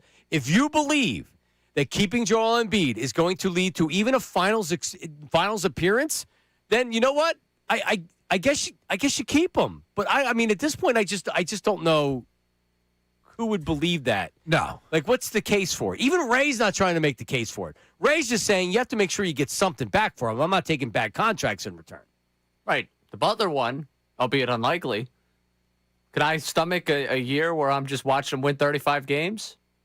And they've got Jimmy Butler sitting there, and then we can do the whole Jimmy Butler sideshow?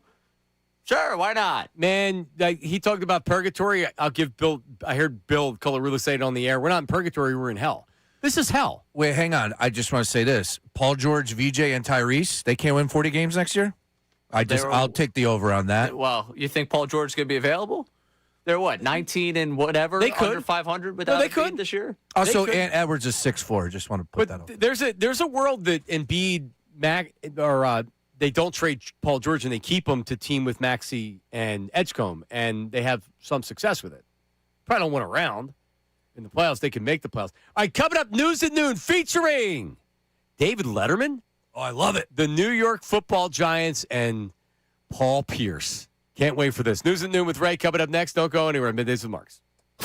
Now on 97.5 The Fanatic Sports Update. Morey's out. I'm Ray Dunn with this Fanatic Sports Update. The 76ers announced yesterday Daryl Morey and the organization have parted ways after 6 years of him being the president of basketball operations. Bob Myers will lead the new search to replace Morey. Nick Nurse returning as head coach of the 76ers for his 4th season. We'll continue to react throughout the show. We're going to talk to Adam Aronson of Philly Voice coming up at 1 o'clock about some of the potential candidates and what this search may look like for the 76ers. We're a day away from the NFL schedule release. It is tomorrow night at 8 o'clock. We found out yesterday that the Eagles and Jaguars are playing Week 5 in London. We already knew that the Eagles and Cowboys are playing on Thanksgiving Day. We'll keep you updated with any other schedule leaks that might come out throughout the show. And the Phillies won 2-1 in Boston last night. Kyle Schwarber had a home run in his 5th straight game. They've got Andrew Painter on the mound tonight for a matchup with the Red Sox. This update is brought to you by AAA Tire and Auto Service. Save up to $75 on brake repair at AAA Tire and Auto Service. $25 off one axle replacement, $75 off two. Term supply ends May 30th. Visit AAA.com/mycar. I'm Ray Dunn on your home for the Sixers, Flyers, and the Union. 97.5 The Fanatic and the Fanatic app.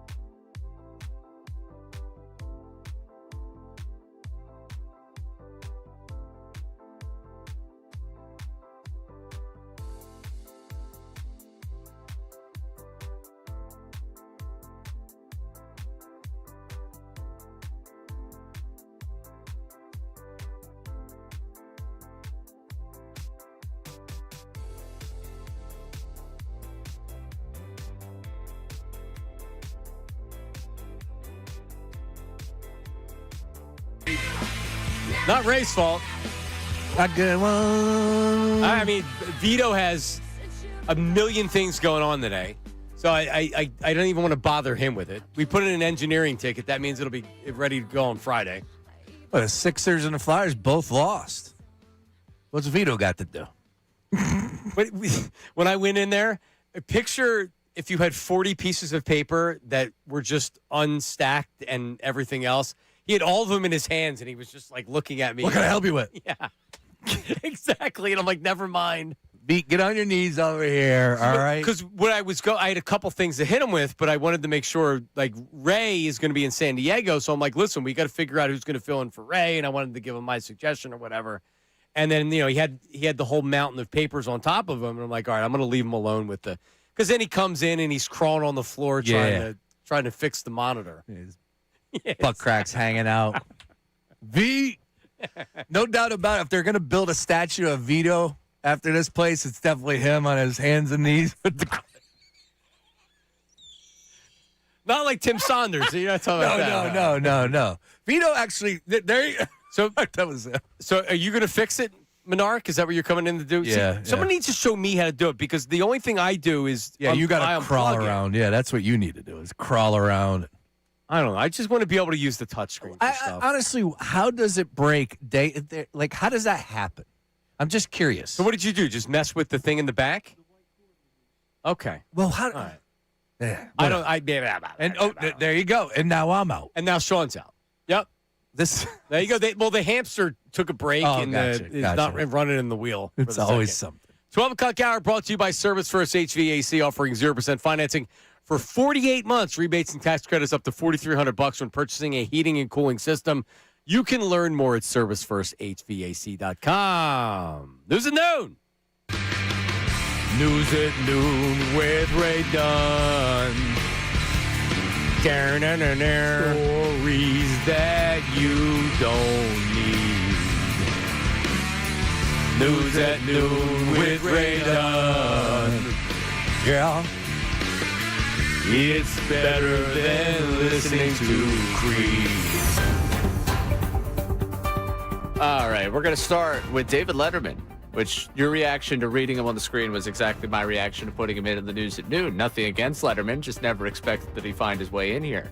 He sat down with Bill Simmons for... Oh, my favorite. I know. And I know you were tapped into this. I wanted to get you the highlights before you went and listened to the full hour-and-a-half conversation. Well, you're going to ruin it. Is this a spoiler? Oh, it's a spoiler. 90 minutes of Bill Simmons and Dave Letterman? I think the podcast was close to 2 hours long. And the first half hour was at NBA Take. Now, is this a rewatchable one, too? Do they talk about some movie? No, love the rewatchables. No. This is the Bill Simmons show. Did they watch Cheers and they went over an episode or no? Was Russillo on this episode? No. Oh, Come on, man. Come on, man. Was Diana Rossini sitting on his lap?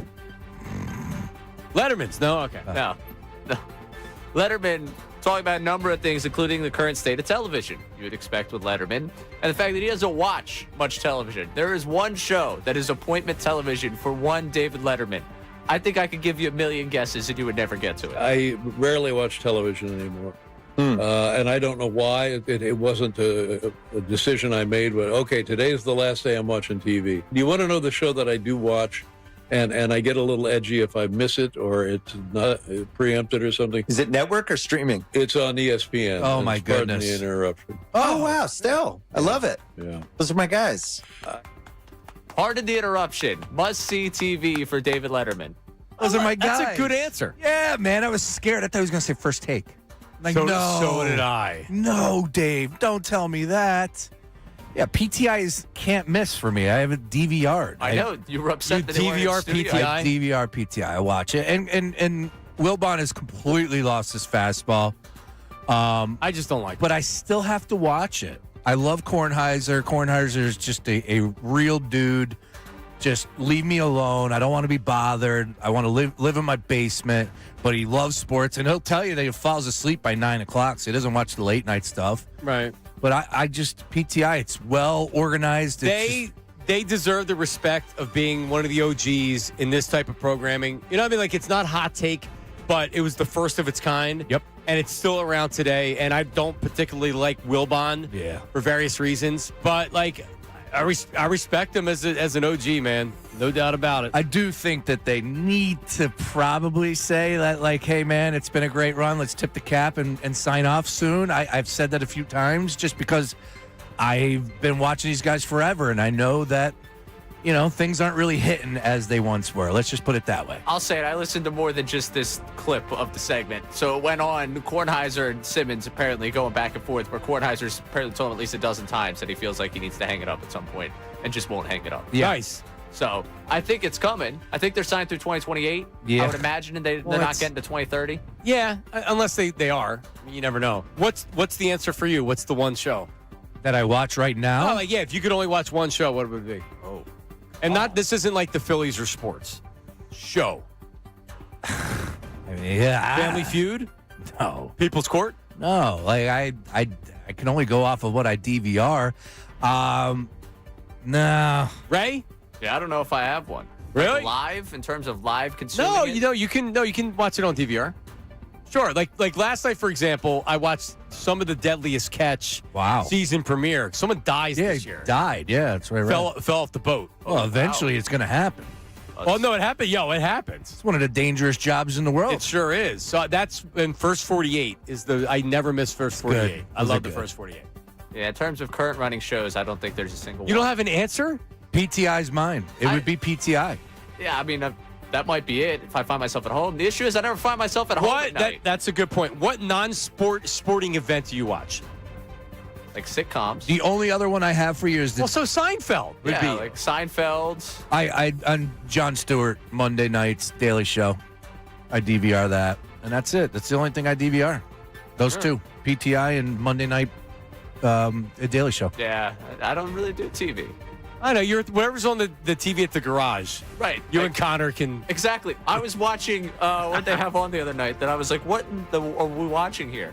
They had some national championship for some sport on the TV in front of me. I'm like, what are we watching right now? You told me Connor goes to the garage on a regular basis depending on the day. No, it doesn't depend on the day. He's there pretty much. But isn't there days in particular he likes being there more than others? There are certainly days that you show up and you're I love it. Happy to be there. That is great. Better drinks on those days? Maybe a better beer pour? I go Monday nights for the $6 stateside, $6 smash burger. That's $6 stateside. We're doing That's it. the deal. We're doing it before the end of the summer. Come on down. Garage Mondays. Make it a thing. All right. All right. Next up for you, we're going to go up to the Giants. Hate to give the Giants credit for anything. New York football Giants here with some good content that the Eagles could do, and I think have done in the past. They had the rookies trying to pronounce New York and New Jersey towns. Take a listen how this went. Caucus? Nope. Seahawks. Caucus. It's a caucus? Greenwich Village? Greenwich. Greenwich. Greenwich Village? That one easy. It's Greenwich. Stop playing. Greenwich Village? Greenwich. Oh. Greenwich? Okay. Poughkeepsie. Poughkeepsie? Poughkeepsie. This is like some barbecue sauce, like Massapequa or something. Massapequa. No clue on this one. I got no clue for you. Massapequa. Okay, yeah. So that went on for a number of other ones, but if you were to do the Philadelphia-based ones that you would get every rookie to say, what towns do we go? Well, you go Schuylkill and Passyunk. Passyunk. Manayunk? You think someone thinks Manayunk? Yeah, I would look at Manayunk and be like, Manayunk's tough, yeah. Trying to think what else. Conshohocken? Conshohocken would definitely be one that throws people off. No shot. Trying to think. Yeah, those are the ones. You know that. But, I mean, part of the problem with New York is you have all those Long Island towns that have the Native American names, like Massapequa. So there's a lot of them up there where it's like, what the hell is that? I don't even think streets, neighborhoods. But yeah, Passyunk, Manayunk, Conshohocken, Schuylkill. Ballot-Kenwood. Oh, Ballot-Kenwood would trip people up. Gotta be. Yep. It's a good one. Ballot-Kenwood. But yeah, just throwing that out there. I'd love to see Makai Lemon, trying. It's a good one. Well, why don't you do Man on the Street and just go down and ask him? Well, never mind. Bust your way in the Jefferson Health Bryn Center. Mawr.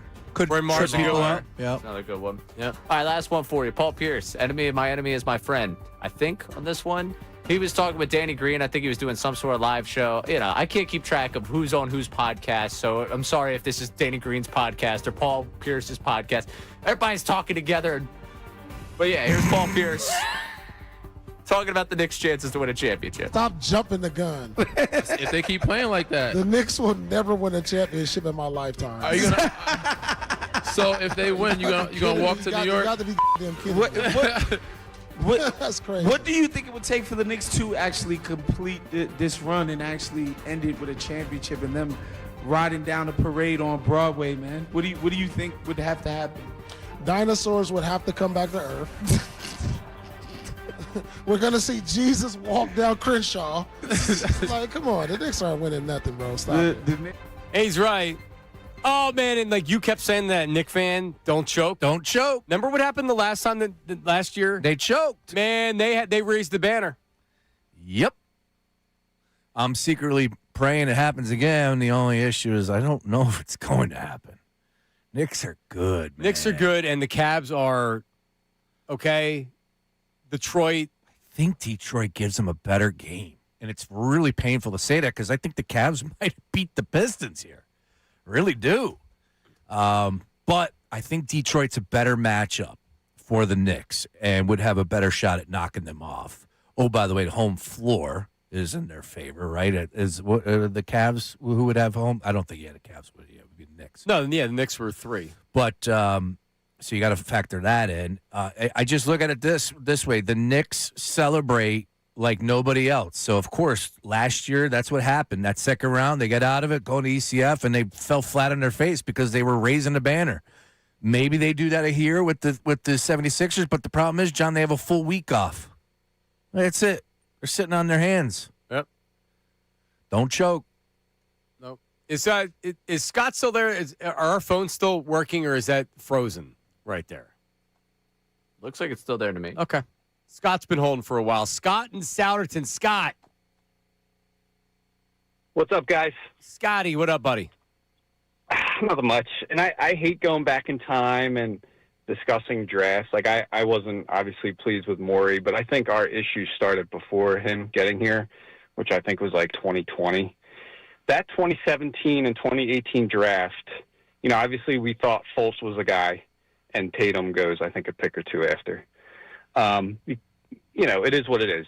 You're drafting based on potential, and we missed there. But if you look at 18, we had Bridges and gave him away. And then we pick Landry Shamet, 26, when 7 picks later, Jalen Brunson goes in the second round. And I don't bash GMs when they miss on drafts because, again, it's all potential. I get it.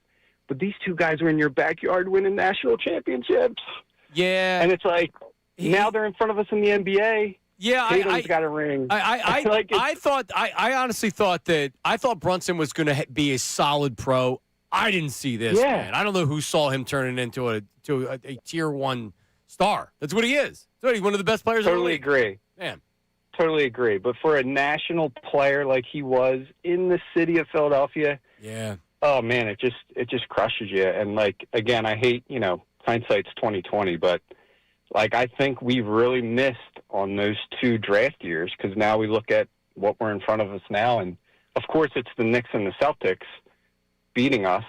And I just don't know what the next couple years for the Sixers looks like at this point. Well, Scott, I think it depends, and appreciate the call, man. You know what you got to do? Appreciate you. You got to trust the process. All right, so let's play out the scenarios. No, because we really are. This is the beginning of a new process, right? That's correct. So here's what it could be the next couple of years. It could be you hang on to Embiid and you try to put the duct tape on, and maybe you trade Paul George, maybe you keep him. You surround him with Maxi and Edgecombe, and they mature around Embiid. You're doing the same thing, but players get so that then maybe you're still a playoff team and you win a series, but you end up in the same spot. Or you move on and you're maybe not a playoff team, maybe you squeak in the playoffs. But the longer you keep Embiid, the further away it feels like to where you're really going for it. Because I don't know if you can be a 6, 7, 8 seed and turn that into a 1 seed with an older roster.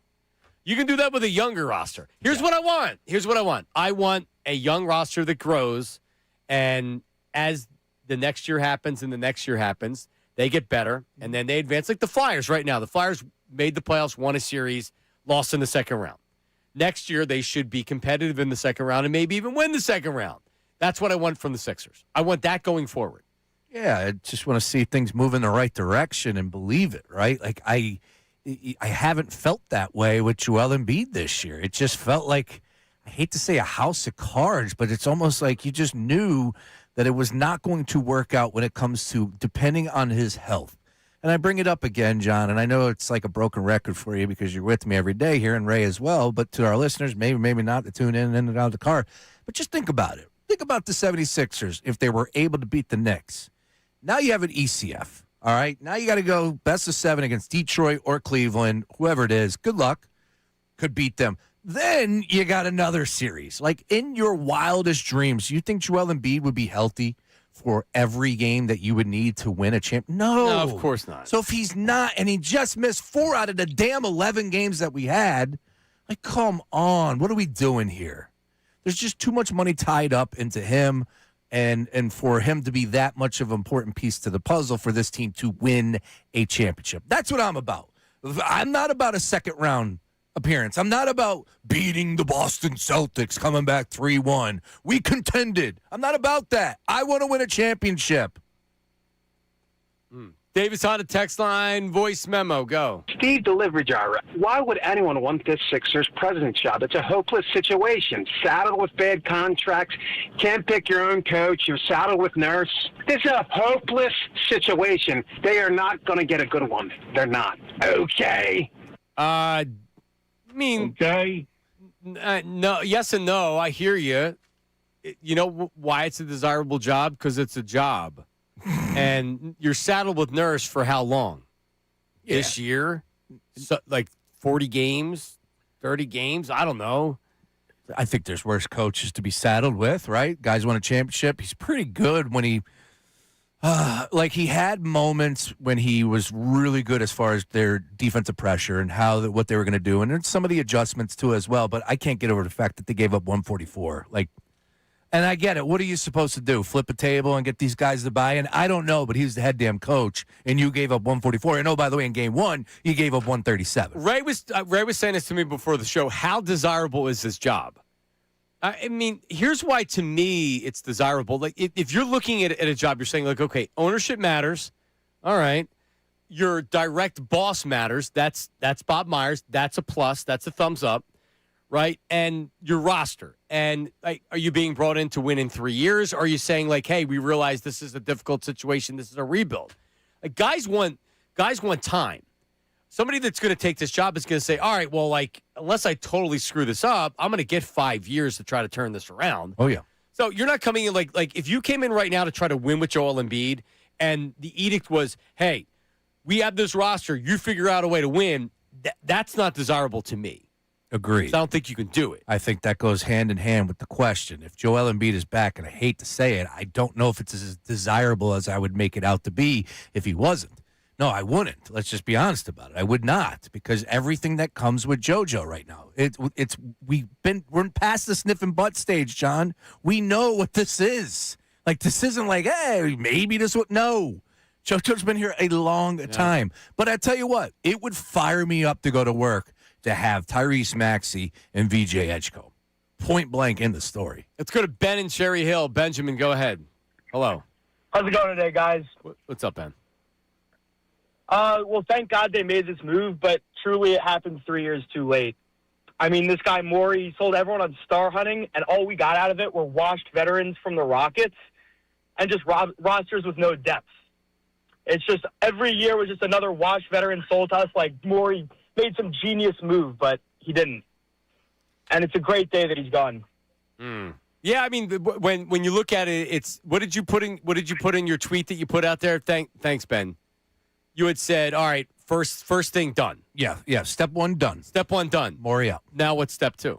Step 2 is aligning yourself with somebody that obviously is matching your vision when it comes to the Joel Embiid future. Has to. Even if you were to like, hey, we can move Paul Pierce or Paul George, and I just don't think that that's the right move. It's just time. Sixers fans want something new. They're getting it with Morey. Now it's time to move on from Joel Embiid. And look, it might be more difficult, but I think there will be a team or two out there that would be interested in JoJo services. Oh. Yeah. Hopefully that's the case. Well, Ray, don't put the trade machine away. You know, in the winter, how you have to take all the gasoline out of the mower and do all that stuff you're supposed to do that I never do? Well, don't do that. There it is. Yeah. You got to prime the pump. You got to prime the pump. All right, coming up, I see London, I see France, I see the Eagles underpants in London. Oh. Did they used to sing that when you were in school, Ray? Yes. Oh, yes. Yeah. All right, I didn't know if that still made it in the 21st century. Don't you worry. Also, so Eagles going to London. Also, Troy Aikman had something to say about Jalen Hurts, and it hit home for me. It hit for me, all right? That's coming up next. Middays with Marks, 97.5. Now on 97.5 The Fanatic Sports Update. Morey era is over. I'm Ray done with this Fanatic Sports Update. The 76ers announced yesterday Daryl Morey is out after 6 years as president of basketball operations. Bob Myers will lead the new search for his replacement. Nick Nurse reportedly going to stick around for his fourth season as the head coach. Tony Jones of The Athletic joined Kincade Salciunas earlier today and talked about where Morey may have gone if he had still the job. I do not think Joel Embiid would have been 100% guaranteed to be here. We'll see what the 76ers end up doing with Embiid and what they do with this search. We'll talk about the search with Adam Aronson of Philly Voice coming up at 1 o'clock. 1 day away from the NFL schedule release. It's tomorrow night at 8 o'clock. We found out that the Eagles are headed to London to play the Jaguars Week 5. Already knew that the Eagles and Cowboys matching up on Thanksgiving Day. We'll keep you updated with that as we hear more. Phillies won 2-1 in Boston over the Red Sox. Kyle Schwarber, a home run in his fifth straight game. They've got Andrew Painter on the mound tonight against Boston. This update's brought to you by Mattress Firm. Waking up drained, Mattress Firm sleep experts will help you find the right bed for deeper rest at the Memorial Day sale. Mattress Firm, they make sleep easy. I'm Ray Dunn on your home for the Sixers, Flyers, and the Union. 97.5 The Fanatic and The Fanatic.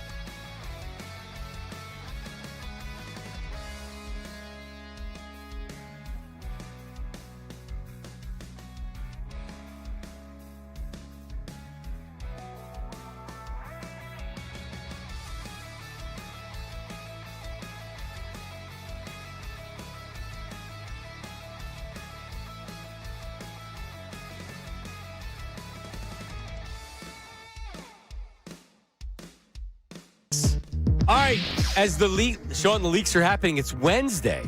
Tomorrow night, we're going to know the entire Eagles schedule. Wow. How about that? Leak it up.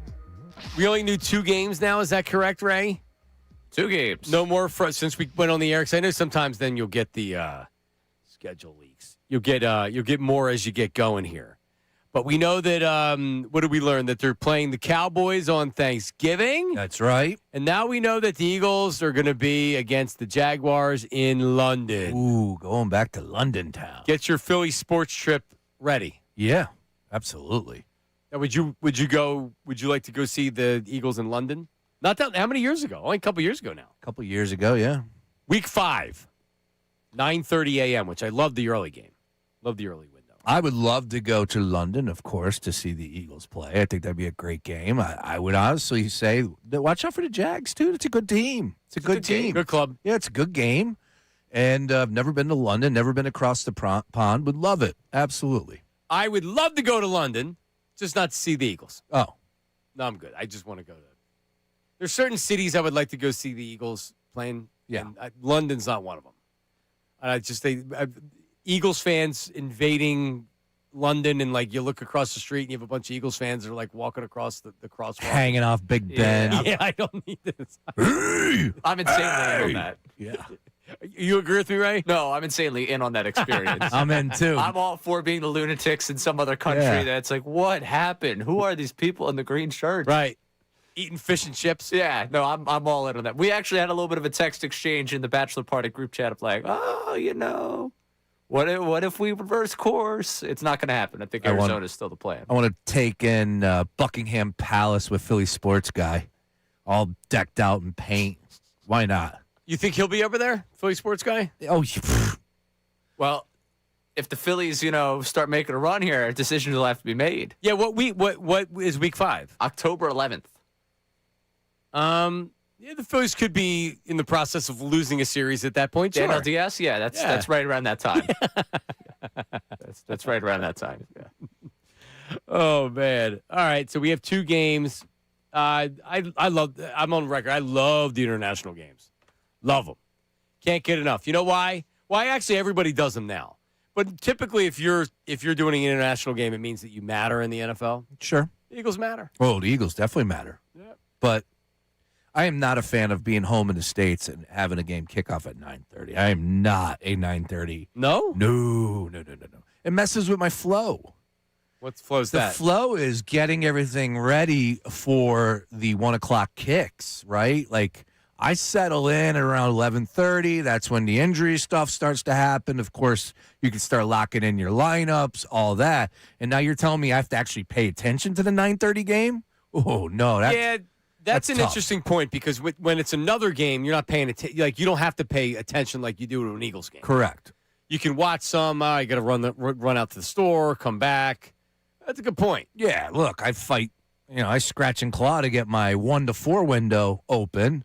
Now I'm telling the wife I need the 9:30 to 1 window open as well. Yeah, she's not buying that. Well, if it's the Eagles playing, she's got to buy that. Yeah, she may not does. like it. No, she does. Yeah. Well, hang on a second. You're doing a 12-hour shift. Oh, absolutely. Yeah, but during the tournament, you're doing a 12-hour. Oh yeah, shift. well, I'm doing a 12-hour. Damn it. It's been a little bit. Yeah, you haven't been out. I haven't. Why? You know why? Honestly, my 1-year-old, I think, is getting a little bit more tougher. God bless him. I'm not trying to get rid of him. Okay, He's a bear at night. It's not even at night. Now he's sleeping okay, but it's like, dude, you leave her alone with both of them. Well, so I'm not saying get him to sleep, but just in general. Yes, it's tough, man. It's just like, all right, I feel bad. These kids are crazy, man. I saw Lane got a haircut. He looks like Ray. Got a haircut. Yeah, my baby boy got his first cut yesterday. How about that? And they put it home in a bag. I got it in a bag. Yeah, kept it. Tanisha got it done? Yeah, Tanisha got it done. Where'd you go? I forget. I apologize. Sharky's? It's this one place that specializes. Is it a kid place? Yeah. And you got to make an appointment, so there's no kids like climbing off the walls and stuff. And they knocked it out. Did a great job. $30, I think. There you go. He cried. Did he? Yeah. Sorry, I hung a gate up yesterday. You would like that? Yeah. Yeah, I screwed 4 screws into the wall. I hung a gate up, so now he can't get out of the living room. Next thing, you'll be renovating your bathroom by yourself, Sean. All right. Maybe not. Troy Aikman was talking about Jalen Hurts. This was on, refresh my memory, Ray, this was on Get Up. Get Up. On Get Up. Get Up. And he was talking about Jalen Hurts. And, because a lot of people are saying that, like, oh, Jalen Hurts, new offense, he's going to have to throw over the middle, Sean Mannion. He is not going to be successful. And here's what I say to that. Every time Jalen Hurts has been facing something, whether it's in college, losing his job, going to another college, coming into the NFL as a second-round draft pick, becoming a starting quarterback, becoming a successful starting quarterback, coming back from losing a Super Bowl, this dude's answered every test. So while I may look at him and be like, man, like, God, he's not a great passing quarterback, doesn't he always seem to figure it out? Whatever he needs to do, man, there's something to that. Here's here's Troy Aikman talking about Jalen Hurts. And that's an offense that I'm a big believer in. When you look around the league at the offenses that are really having success, the San Franciscos, the Dallases, the Green Bays, those type teams, tying it in much like it was in the 90s. It seems to be swinging back in that direction. And I believe Jalen can do anything that he's asked to do. I go back to early in his career. We had them in the playoff game against the Tampa Bay Buccaneers. It was Jalen's first year as a starter. I remember the game. They did not play well in that game offensively. They really struggled, and they needed to be better throwing the football. And the very next year, it was remarkable, the turnaround that we saw from that passing game and from Jalen Hurts. So what that proved to me is that he's a quarterback who puts in the time to do everything he can to be his best. And so whatever he's been challenged with this offseason, I fully expect him to come out and play the kind of football that we're accustomed to seeing him play. There you go. Completely agree. Oh, yeah. And guess what? If he doesn't do this shit next year, then the heat's only going to get hotter. There's only going to be more rumors about him losing his job. He doesn't have the guaranteed money after next year or whatever. And the Eagles very easily could move on from him, or at least plot to move on from him. I do not expect that to happen. You know what, Ray? If I'm making a bet, if I'm betting on Hurts or betting against Hurts, I'm betting on Hurts. I've seen it, man. I've seen it. It may not be pretty sometimes. The good thing with Jalen Hurts, and he should be applauded for it, he doesn't care about stats and numbers. He cares about winning. And he may throw it for 100 yards, and you know what? If they win the game, they win the game. Keep the main thing the main thing. Yeah. Mm-hmm. If you're placing a bet, are you betting on Hurts, Ray? Of course. Every time you bet against him, it feels like you end up losing. So why would I bet against him? And I've bet against him a couple times. I didn't think he mattered as a starting quarterback. I didn't think he was going to be a good enough thrower to win in this league. I was wrong. Right? Or the intangibles do matter. That's the other thing. I used to mock the intangibles of Jalen Hurts. Mr. Intangible. Mr. Intangible. Captain Intangible. They do matter. But you also need to be able to throw the ball enough. And I fully support him not wanting to run the ball as much as he did. Yeah. Got to stay healthy. Got to evolve as a quarterback. This dude needs to evolve as a quarterback. He needs to learn a new offense. He needs to all the stuff that he didn't want to do before because he didn't have confidence in doing it. Yep. He's got to evolve. And I'll bet that he does that. I like that. I'm just happy that we're finally listening to a quarterback of substance. This guy has 3 Super Bowl rings. Enough of the Chris Sims. Enough of the Chase. Chubby Chase? Chubby Chase. Like, listen to these guys. These guys know what it takes to win a championship. But I don't know if you've noticed, Chubby Chase doesn't sound like the same guy now that he's not on a TV show where he has to be the anti-Hurts guy. Now he sounds like he's giving real analysis again. It's funny how that works. Go figure. All right, coming back, 610-632-0975. 610-632-0975. Sixers Adam at 1 o'clock on the Sixers. Mark and Collegeville will lead off with you coming up next on the Sixers.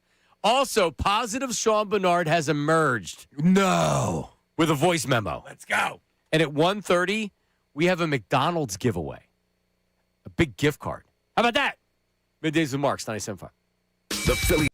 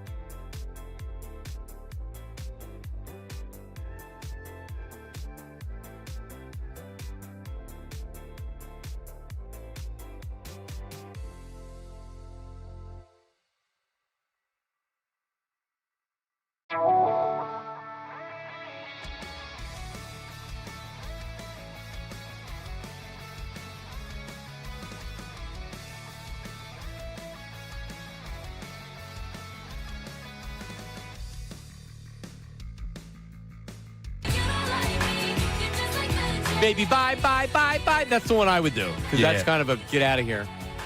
Beat it. And we got a couple of requests for na na na na. Na na na na. That's a good one. Yeah. Hey, hey. It's a good one. How about tequila? Dun, dun, dun, dun, dun, dun, dun, dun. No? All right. I mean, I'm always a fan of playing the song together. Yeah, for sure. It's a great karaoke song, right? But is that a good Is buy it? song? Yeah, tequila. This is probably a July debate. We could bank the show sheet here. Tequila. It's really not a good karaoke song. No, it's not, but it's funny when people do it. I Yeah, get but a it's kick like- out of it. Is this your first karaoke night? Yeah. Like, hello, welcome all to the right. real world. All Everyone's right. done that one before. Yeah. All right? Yeah. Let some drunk dude embarrass himself because he thinks he sounds like Toby Keith or something. Come on. Do you do karaoke? Of course. We've had this, haven't we had the conversation on the air? No, he was singing Billy Joel in karaoke. Absolutely, man. And he went up after a guy that was real. It was like a semi-professional It was the singer. 1927 Yankees of lineups before me. I got invited by my buddy out to like a little like bartenders club whole thing, and there was 3 of them that were musicians. Is this a and then Yakitori me. boy? No. Oh, that's the real stage, too. That's Yeah, a I good know. place. All right, go ahead. I'm sorry. Yeah. It was 3 of them before me. They were all there sitting drinking. Nobody decided to tell me that the 3 friends that we were hanging out with that were his friends were all musicians. So they go sign up. I sign up after them. I'm like, all right, I'll be like the 4th person to go. First person takes the stage down. Like, I'd hate to be the person that follows that person. Next one takes the house down. Third one, incredible. And I'm like, the hell you guys do to me here? You guys should have told me. I would have batted lead off. Like, And what did you sing? I sang Piano Man. No. Yeah. Oh, my goodness, dude. How Well, yeah, about you got that? these high energy, like Come on. performing people, and then you got me, like after a couple drinks, just like it's 9 o'clock, and I'm pissed at all you. Like, get me Yeah, out of here. man. You should have switched to Uptown Girl. At least that's a little bit man. faster of a song. Moving out.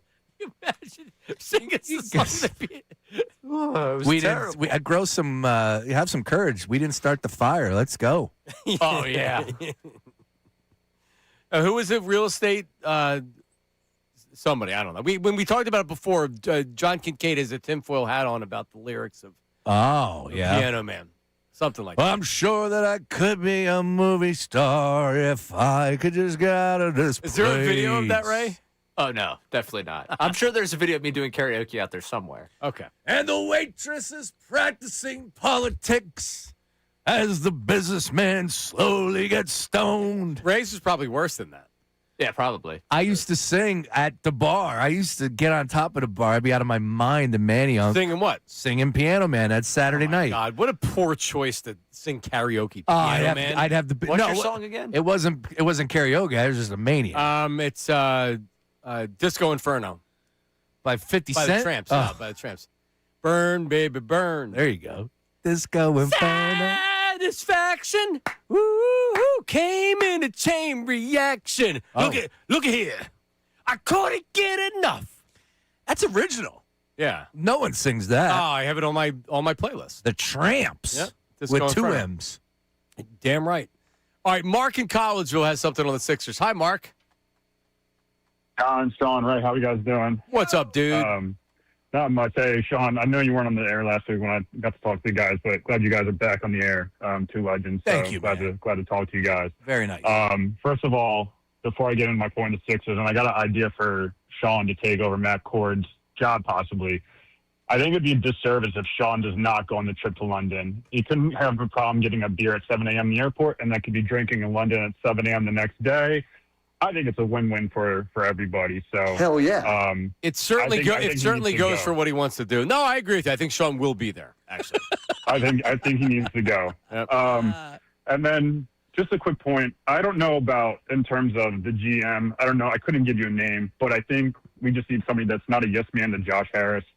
Somebody with like a drive to win, like Pat Croce back in the day, or with like the foresight like Howie to, rip Band-Aids off instead of, when they need to be ripped off and not, signing people too long of extensions and can see the future and make decisions that are going to help the team out just like Howie does. He doesn't stick around with like Chip Kelly for a while. He saw the error in the ways and decided to move on as soon as possible. So, but I would say though, for coach-wise, I still like Nurse.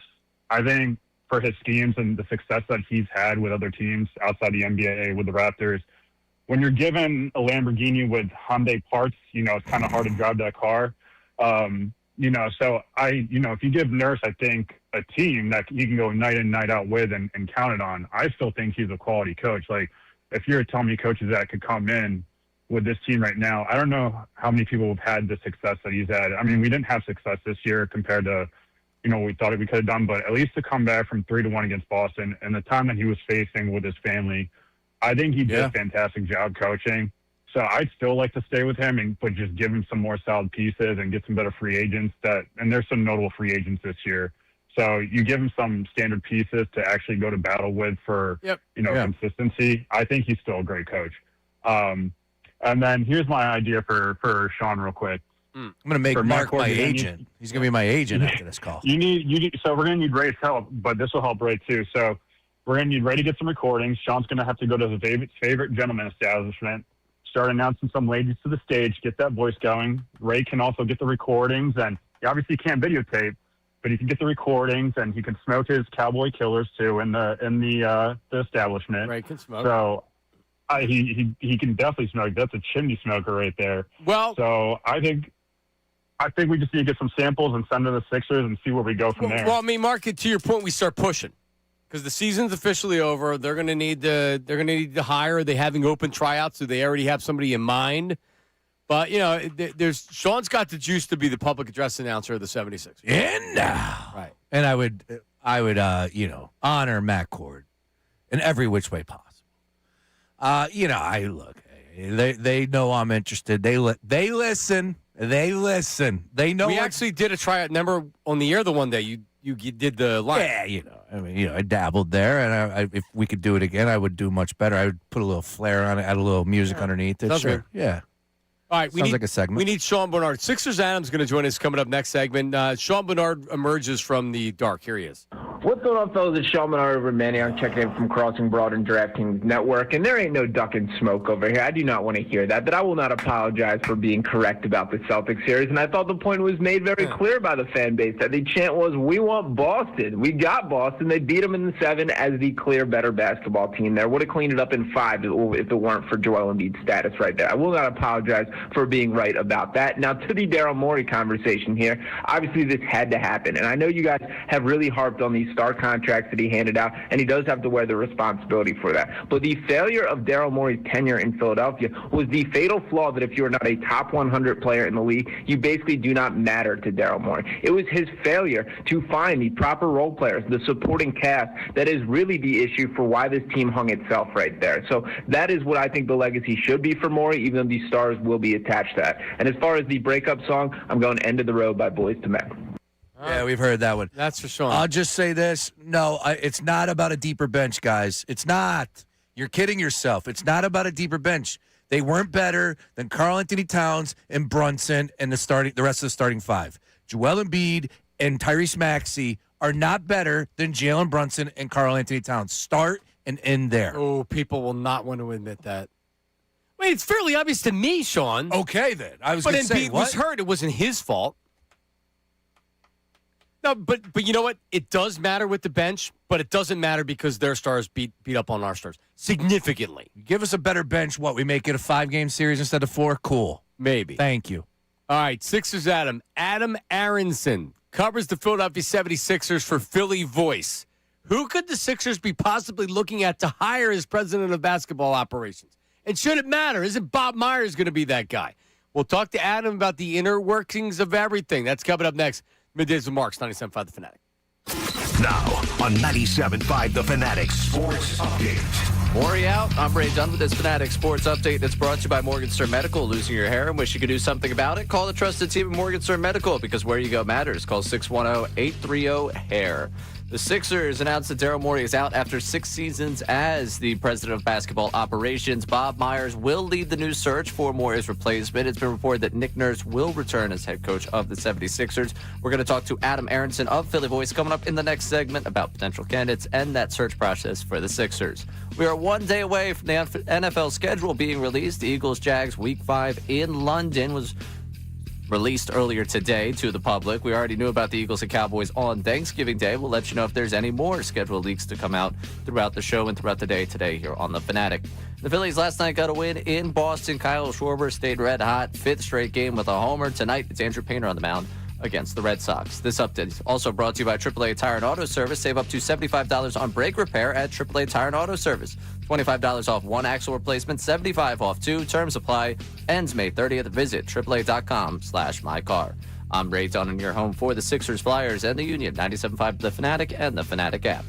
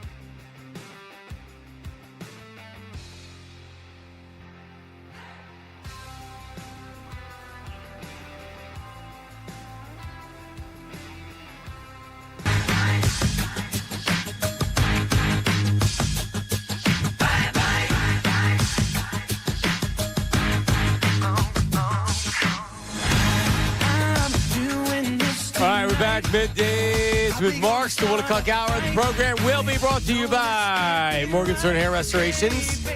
Great teams stick together, so does great hair. Morgenstern Hair Restoration Championship results. Morgensternhair.com. Morgan with an E. Morgensternhair.com. 610-831-HAIR. Coming up at 1:30, your chance to win a $30 McDonald's gift card. How about that? McDonald's just launched a new lineup of specialty drinks, which Sean was drinking. Oh, so actually, you good. have an empty one right there. Yeah, the orange cream. Is that what you had? Very good. Orange Dream. Orange Dream. Very good. Refreshers, crafted sodas, popping. Is it boba or baba? Boba. B-O-B-A. Ray? Boba. Boba. Bobo? Not Bobin. Freeze-dried fruit, cold foam flavors like strawberry, watermelon, mango, pineapple, orange dream, and dirty Dr. Pepper. Ooh. The dirty Dr. Pepper. How about that? All right, so we'll give you a chance to win that coming up at 1:30. Not going to tell you yet because I don't want people to cheat. You have to earn it. Okay. All right? Everybody just Google stuff now and they get the answers to it. Yeah, we don't want that. Sixers Adam's going to join us coming up here in just 1 second. You were playing, Stephen A. was on First Take today, and we were listening to her in one of the breaks, and he was asking the questions. What did he say? He goes, why did Bob Myers just do the job himself? Yep. Like, why is he hiring somebody when he should just do it himself? And I think the answer is you hire somebody to be the guy that then takes over for you when you're comfortable after you set everything up. I don't believe Bob Myers for a second is going to be like, okay, who am I hiring? Oh, okay, I'm hiring you. All right, text me if you need anything. See ya. It's going to be with his vision. This is Bob Myers' vision. You don't hire Bob Myers to be the one that hires somebody and then takes a hands-off approach to it. But you're going to hire the heir apparent to who's going to run the organization. It's more of like Preston I don't think Preston Mattingly was hired to be the successor to Dave Dombrowski? Maybe. Right? Like, that makes a lot of sense, but there's no doubt that Dave Dombrowski is making all the calls right now. To me, Bob Myers needs to make all the big decisions right now. Right? And then from there, the guy you're hiring kind of takes over after some time. Because what is a GM really doing? What is an NBA GM really doing once he sets his team? Trades, scouting, and things like that. Yeah. But well, look, I totally agree with you. And Stephen A. said Elton Brand is already there. You stay with him. That's fine. Like I have no issue. As much as I like EB, I have no issues if Bob Myers is like, man, I've been waiting for this opportunity. I have somebody. Like, we have to trust Bob Myers. I guess you earn trust, no doubt about it. But for me, he's proven his worth with Golden State. I like the way he sounded when he was on television, watching a few things. He's been here for the last year. I think you keep EB in place, Elton Brand, work with him. But at the end of the day, if you have a guy, you bring him in. Don't allow, like, your vision is now what we're seeing. Yeah, but I mean, not that I even, I like Elton Brand, but like who cares at this point? If you're hiring somebody to come in and to work under you, do you need somebody else working under somebody else? No, Elton can be a part of the organization. I like Elton Brand a lot. I think he's good for business, for sure. It wouldn't shock me if he's no longer with them, but at the same time, he's been here, so it's like you're not going to make those same mistakes if you have somebody to bounce stuff off of. Adam Aronson covers the Philadelphia 76ers and the Phillies. How about that? For the Philly Voice. And he joins us right now. He's live on Zoom. What's up, Adam? How you guys doing? Good. Hi, Adam. Were you surprised that the Sixers moved on from Morey? I would not say I was surprised. I was surprised that Morey is gone and Nick Nurse is still here. I thought that was plausible, but I thought of all the different permutations of those two decisions, I thought that might have been the least likely, just because it's very well known that Daryl Morey is a strong advocate for Nick Nurse and has been for a long time. And I think there is a certain, let's call it, stigma that's associated with the thought of hiring for a new lead executive while already having a coach in place. Now, is somebody going to actually turn down this job because they might have to have Nick Nurse as their coach for a year before they get rid of him? No. And certainly there's a chance that someone takes this job and then they have a great partnership with Nick Nurse. But this is actually the second time in a row now where the Sixers have hired a lead executive, or are going to hire a lead executive with a head coach already in place. They had Doc Rivers already hired by the time that Daryl Morey took over in 2020. Right. I mean, it makes sense unless it doesn't make sense that you would have an executive come in with already a coach in place, unless the real executive that matters right now is Bob Myers. Right. Like, because I believe, and I think Bob eventually says, okay, like, we're set up, go ahead, president of basketball's operations. But, isn't this a Bob Myers show now? Isn't Bob Myers deciding the direction of the franchise? Isn't Bob Myers kind of, when he's interviewing people, saying, like, well, that's what I think is going to happen? Isn't it Bob Myers that decides whether or not Joel Embiid, they look to move him or they keep him? I don't know about the last part. I think it's too early to speak to the level of influence that Bob Myers will or won't have after a hire is made, assuming that he hires someone to lead basketball operations, as the Sixers have said the plan is. But clearly Josh Harris is trusting Bob Myers, who he has a lot of faith in and belief in, to sort of visualize in his head what the Sixers should look like moving forward and find an executive out there, whether it's someone like Elton Brand that's already been here or someone from the outside looking in that can execute that vision. And so we'll see. Like, I understand that a lot of people think that Bob Myers has been angling to run the Sixers all along. I think I wouldn't be the first person to come on here and say, as soon as Bob Myers got hired as president of sports for Harris Blitzer Sports Entertainment in October, the Sixers tried to make it very clear to people that he was not here to try to take Daryl's job, that he left Golden State because he didn't want the rigors of running a basketball operations department anymore. But we won't know that for sure until someone else gets hired. Ultimately, this is someone who clearly has tremendous trust from the ownership group, who has incredible cachet and an incredible reputation and track record.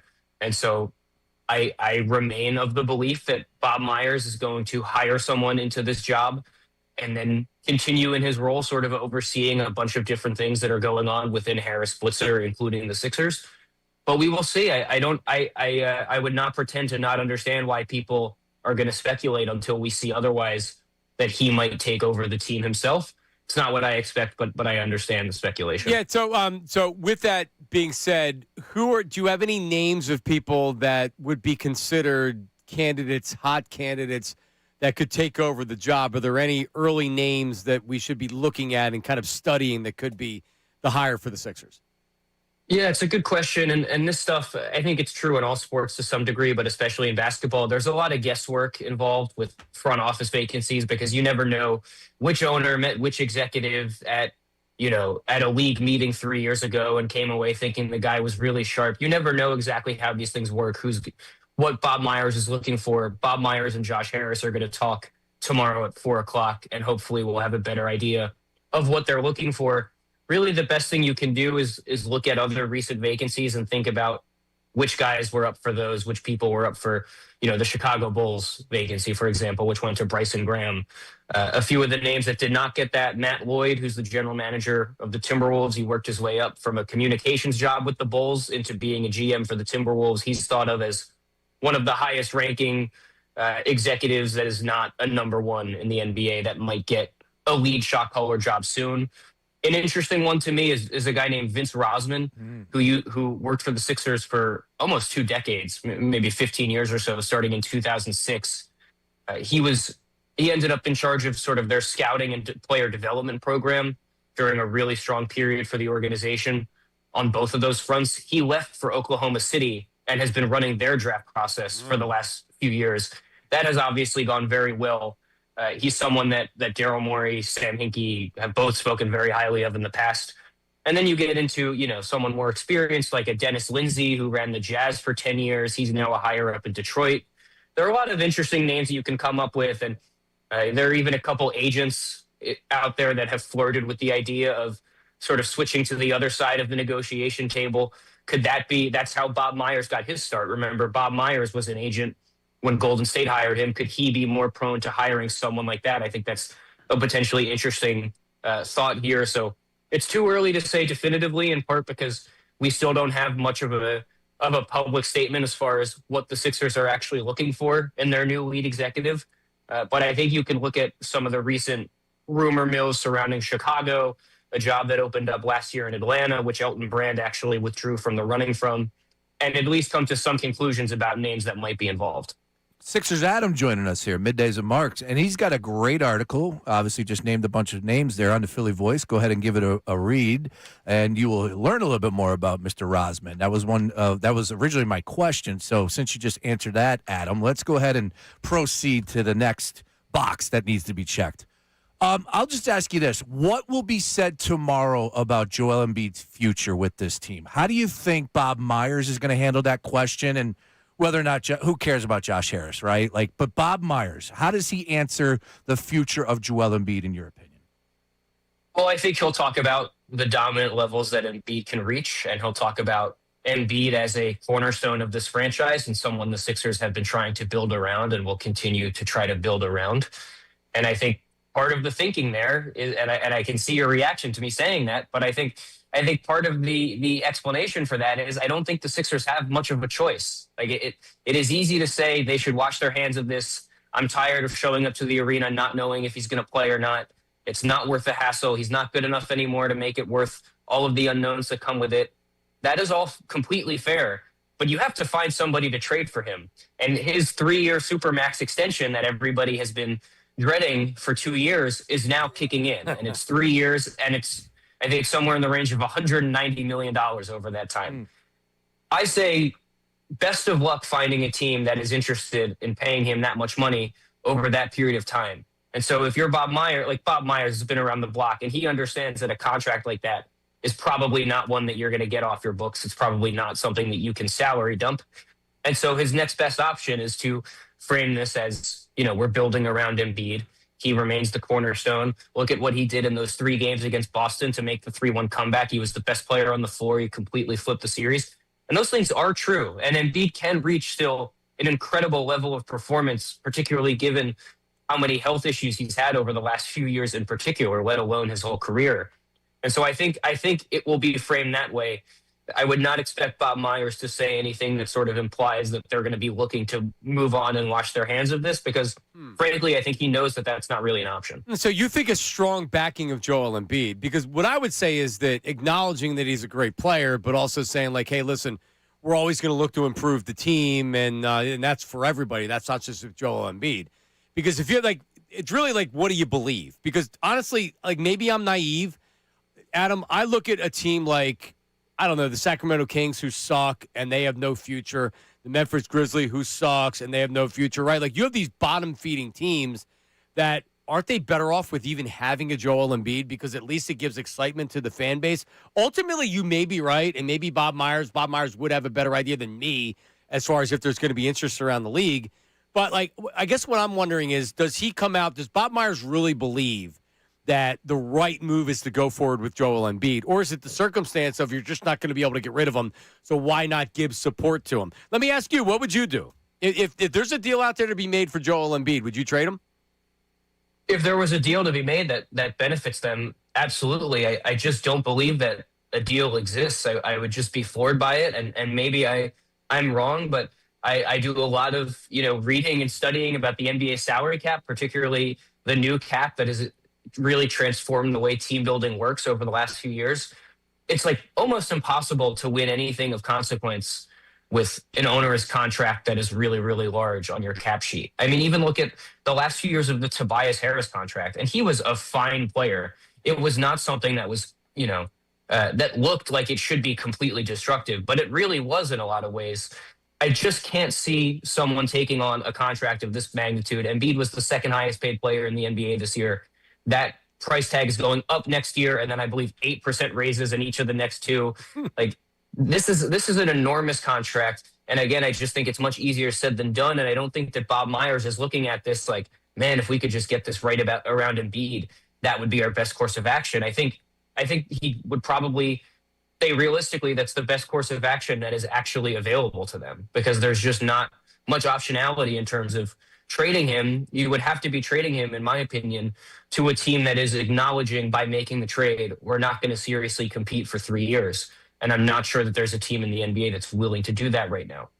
Well said. I'll tell you what, we got some really, really sharp basketball minds, Sixer writers in this city. And Adam, you are absolutely one at the top of the list, just obviously reading you for a number of years now. And of course, these last 10 minutes, well said on all of the questions. But one of these things was just brought up to me on Saturday night, Adam, and I apologize. I did not know this, but I was out with Ray at the Flyers game, and apparently when you were a young 16-year-old lad in high school is when you started developing whether or not that Brian Colangelo could be part of some burner accounts as far as the general manager with the 76ers. Is that true? Did you lead the charge on that front? I did not lead the charge. I would guess that Ray overstated my impact for the dramatic effect. I did after Ben Dietrich and The Ringer broke the story about all of these accounts that had suspiciously similar activity.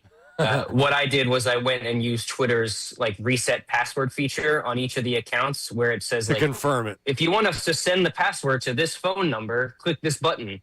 And all of them had the same last 2 digits. And so that was how I sort of connected the dots of, all these numbers are connected. It's very amusing to me that Ray is putting you up to this right now. Well, no, hang on. But that confirmed it. Yeah, I might have overstated it, so I forgive me. But it did confirm it, though to be clear, the most important work in reporting was done by Ben Dietrich and The Ringer there. But it was an interesting school night back in my sophomore year of high school.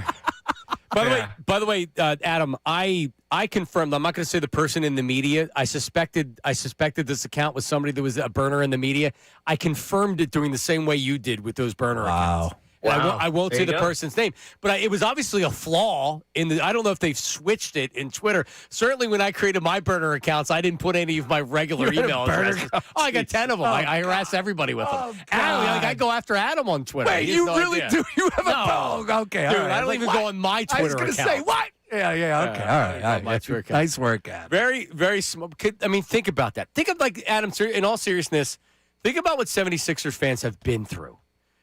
You get Joel Embiid, you go through the process, you get Joel Embiid, you get Ben Simmons. It's like, oh, my God, Sam Hinkie gets fired. Sam. Colangelo and the collar come in. He's Eric Jr. He's running a bunch of burner accounts with his wife. And now, like, we are where we are right now. And you know what, man? It feels like we've never been further away from winning than where we are right now. Other than with the process. At least we had hope with the process. Adam, I don't have a lot of hope right now, man. I don't blame you, and I would just add to that. Like, I think about even the Sixers drafting Mikal Bridges in 2018, and he looks like this perfect fit, and his mom works for the team, and he gets traded during his press conference where he's wearing a Sixers hat. They trade him for a guy who nearly has a fatal allergic reaction in his rookie year. Never really amounts to anything in the NBA. I actually caught up with Zaire Smith at a G League game a few months ago and wrote a story about it at Philly Voice. But all that happens. Mikal Bridges turns into a great player. He starts on a finals team. He was awesome in this second round sweep at the hands of the Knicks. And all of that I just listed is that even in the top 15 of crazy Sixers things that have happened in the last 10 years, I'm not sure that it is. No. And that just speaks to the best way to say is never a dull moment, but really you could probably frame it in a harsher way than that. Adam, great stuff, Great man. stuff. Follow him on Twitter and social media at Sixers Adam. Thanks, buddy. We'll talk to you. Thank you, guys. Have a good one. Adam Aronson. Wait, how am I not following him? How am I not following Sixers Adam? That's disrespectful. I thought I was. May 30th, 2018. I'm reading a headline on Crossing Broad. The theory that Eric Jr. is Jerry Colangelo. I don't know how I wasn't following him, but that's on me. Anyways, Eric Jr. Yeah, when Ray tells me that story on Saturday, I go, "Are you kidding me? Like, how old was he?" He's like, he was in high school. Think about that. Like, to be in tune with technology to the point that, like, dude, I was 16. Come on, man. I cared about one thing and one thing only. I was girls. That was it. I wasn't in tune with. I was in tune with nothing. What were the other burner accounts names? Oh man, there's got to be Eric Jr. is always the one I remember. Eric Jr. is the one I remember. So from The Ringer, one of the few non-basketball accounts followed by Eric Jr. is an Arizona man named Lawrence L.B. Bain.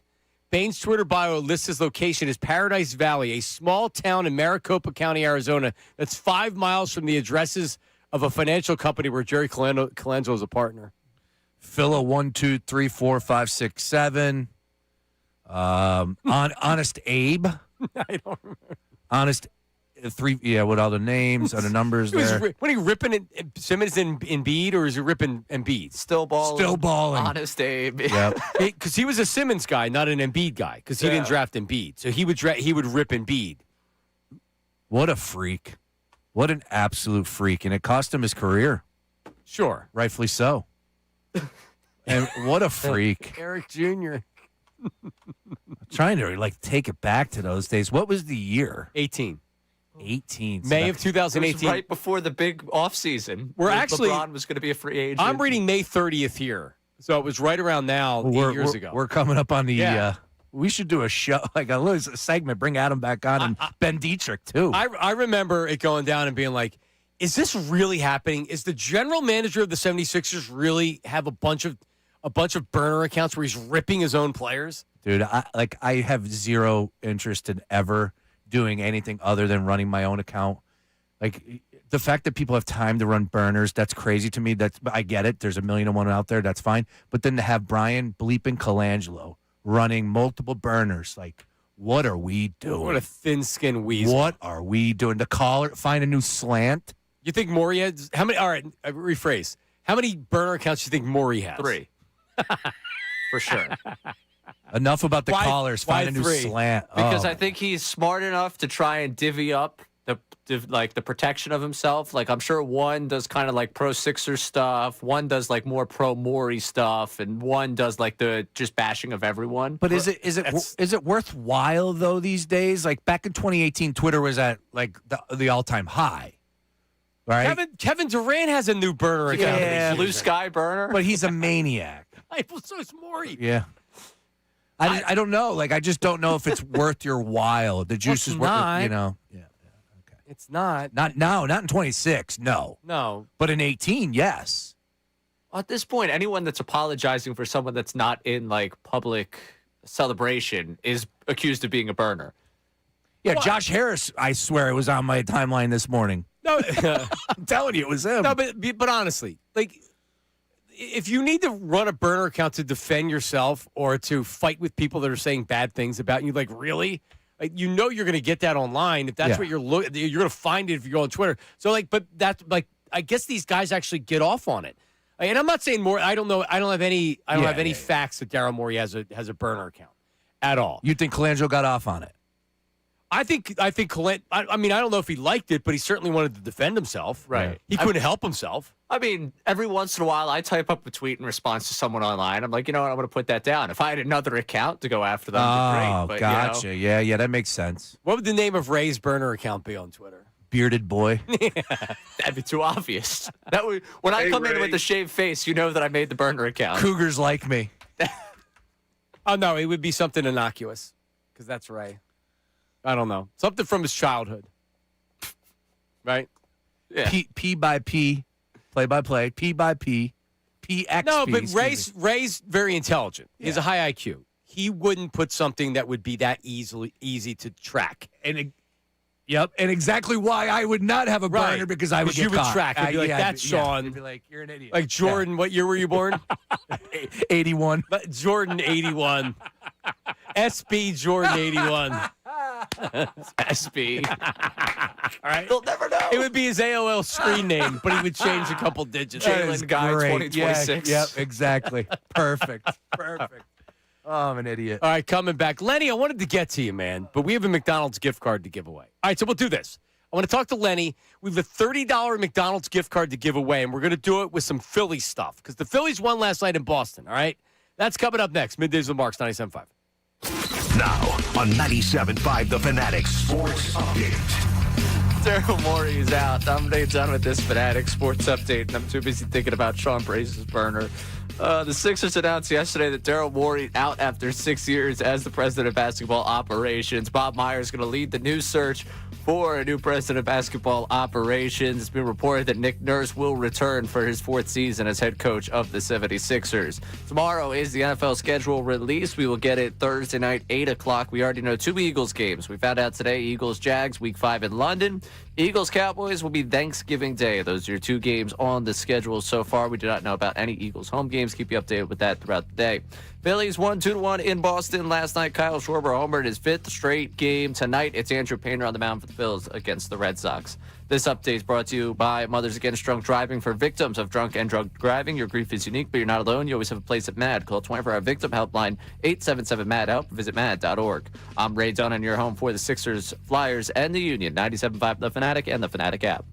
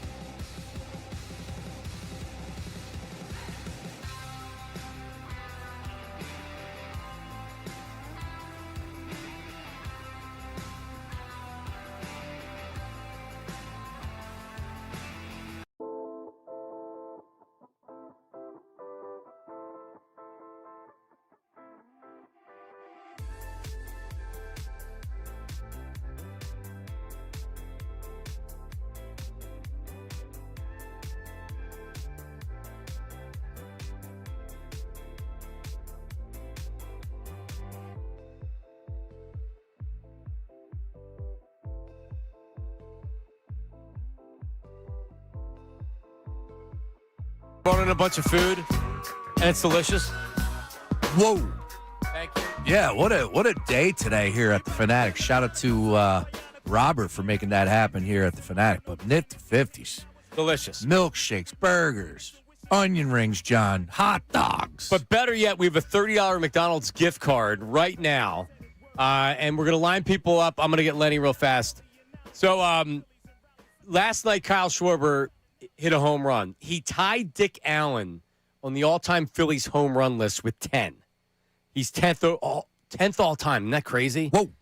So we're asking you to give us the other 9. And if you get it correct, you qualify, and then we'll pick from the qualifiers. Make sense? 610-632-0975, 610-632-0975. The top 10 Phillies only. These are just home runs as a Philly. All right? You get it correct, we'll put you on hold, and then you qualify to win the $30 McDonald's gift card. Lenny in South Jersey has something on the Sixers. Lenny, go ahead. How are you, buddy? What's going on, guys? How you doing today? Lenny, what's up?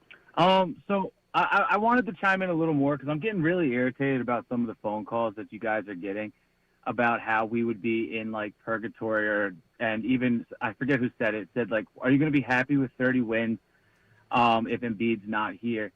I don't know if anyone realizes that the tanking problem in the NBA prevents you from getting 30 wins if you're trying to win in this NBA. If you look at the basketball standings this year, 9 out of the 10 teams that didn't qualify for the play-in tournament had under 29 wins or 20 or 30 wins or something along those lines.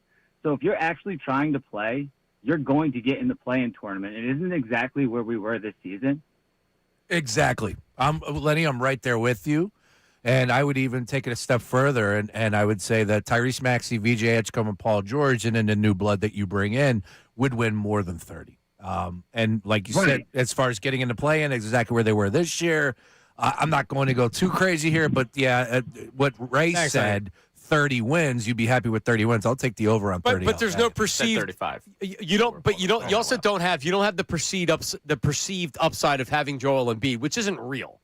Like, we pretend that it's real because Embiid's such a great player. Is there really upside of winning a title with Joel Embiid?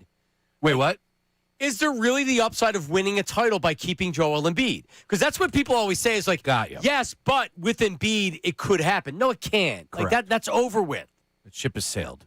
Like you are banging your head up against the wall. It's like PTSD. It's what did Jeffrey Lurie say? The definition of insanity is to do Doing the same thing over and over. That's again. this. Isn't this isn't Embiid insanity? That's what it is. Give me a little music there, right? 610-632-0975. 610-632-0975. Kyle Schwarber last night hit his 204th home run as a Philadelphia Philly, tying Dick Allen for 10th on the list. Give us the other 9. If you get it correct, you qualify for the McDonald's $30 gift card. 610-632-0975. Brian in Pottstown. Brian, what is your answer? Jim Thome? Is it Jim Thome? Of all the ones you could say, no! Wow. Jeez. Dude. Is Jim Thome on the list? No, Am I he's missing not. it? No, he's not. No, he's not. It would be 28th. Yeah, Hey. 101 homers for a short amount of time here. You gotta give credit. Can I give you somebody that's not in the top 10? 610-632-0975, Sean. Johnny Callison. No, he's not. He's 14th. Yeah, he's 14th. I knew you. No, he's not. That was John Middleton's guess. Yes. Incorrect. 610-632-0975. Would you guys care to get some? I got one, which was surprising to me. I won't lie. Jimmy Rollins, John Marks. J-Roll Jimmy Rollins is 9th at 216. I didn't think you'd be in the top 10 of franchise home runs. I don't know. Played that many years. Yeah, you're right. He hit 30 the one year, but then he was still hitting in like the upper teens, I guess. Right? Okay. 610-632-0975. We have Kyle Schwarber, 10, Dick Allen, 9, Jimmy Rollins is 8. Who else do we have? We have people dialing right now. Zach Silverstein in the back is putting them on hold. Put them on hold, Zach. We hope. 610-632-0975. It'd be great if he typed relax. I would have died if he did, but. Taylor in the Lehigh Valley. Taylor, what's your answer? Pat Burrell? Pat the Bat is correct. Put you on hold, Taylor. 251 home runs. That ranks 4th all time. Okay. Again, these are just home runs as a Philly. Let's go to Matt. Matt and Jamison. Matt, what's your answer? Jimmy Rollins. So Sean said Jimmy Rollins. You obviously didn't hear that. So we're going to give you a correct. Give he it to is 9th on the list. Nice work. Colin and Brigantine. Colin, what's your answer? Michael Jack Schmidt. That's the gimme. Here's the pitch. Long drive. There it is. Number 500. Mike Schmidt, 548 on a Phillies uniform. Mike in Lansdale. Mike, what's your answer? Let's go with that there, Del Ennis. How about that Del Ennis, number 3 on the list? Del Ennis, hello. I know, Sean, you had a Del Ennis jersey. Yeah, I was going to say, what can you tell me about Del Ennis there? I think he was a Philadelphian, though, Del Ennis. Olney High School. Went to high school in Olney, Philadelphia, Pennsylvania. See, I was right. There you go. Let's go to, we got Colin, we got Mike. Did we just do Tom in Lansdale? Tom in Lansdale, hello? Hey. What you got? Did anyone say Mike Schmidt yet? Someone just said Michael Jack Schmidt, yes. Oh, how about Ryan Howard? How about that, Ryan Howard? The big piece, number 2, out of here. Home run. So we have Mike Schmidt, 548. Ryan Howard, 382. Del Ennis, 259. Pat the Bat, 251. We're missing number 5, number 6, number 7, number 8. All right, any guesses there, Sean? How about no, I don't. I don't even have a guess for you. So, Zach, you're going to have to get some, because we got all these people right. So you're going to have to get their numbers. I hope you have their numbers as we I got a discussed. guess for you. There you got. You ready? Yeah. Oh, he played second base, John Marks. Chase Utley. Chase Utley, you are the man. Correct. There you 233 home runs. Gar in Fairless Hill. Gar, what's your answer? Hey, boys, I got Greg Luzinski. How about the ball? Greg Luzinski, correct. 223 out of here. We'll give a couple more because the other ones are tough. Schmidt, Howard, Ennis, Burrell, Utley, Luzinski, J-Roll, Dick Allen, Kyle Schwarber. Out of here. Definitely never even heard of one guy. Jim, do you have an answer? I was going to say Chase Utley, but someone just said it. Oh, man. Hate when they steal your thunder.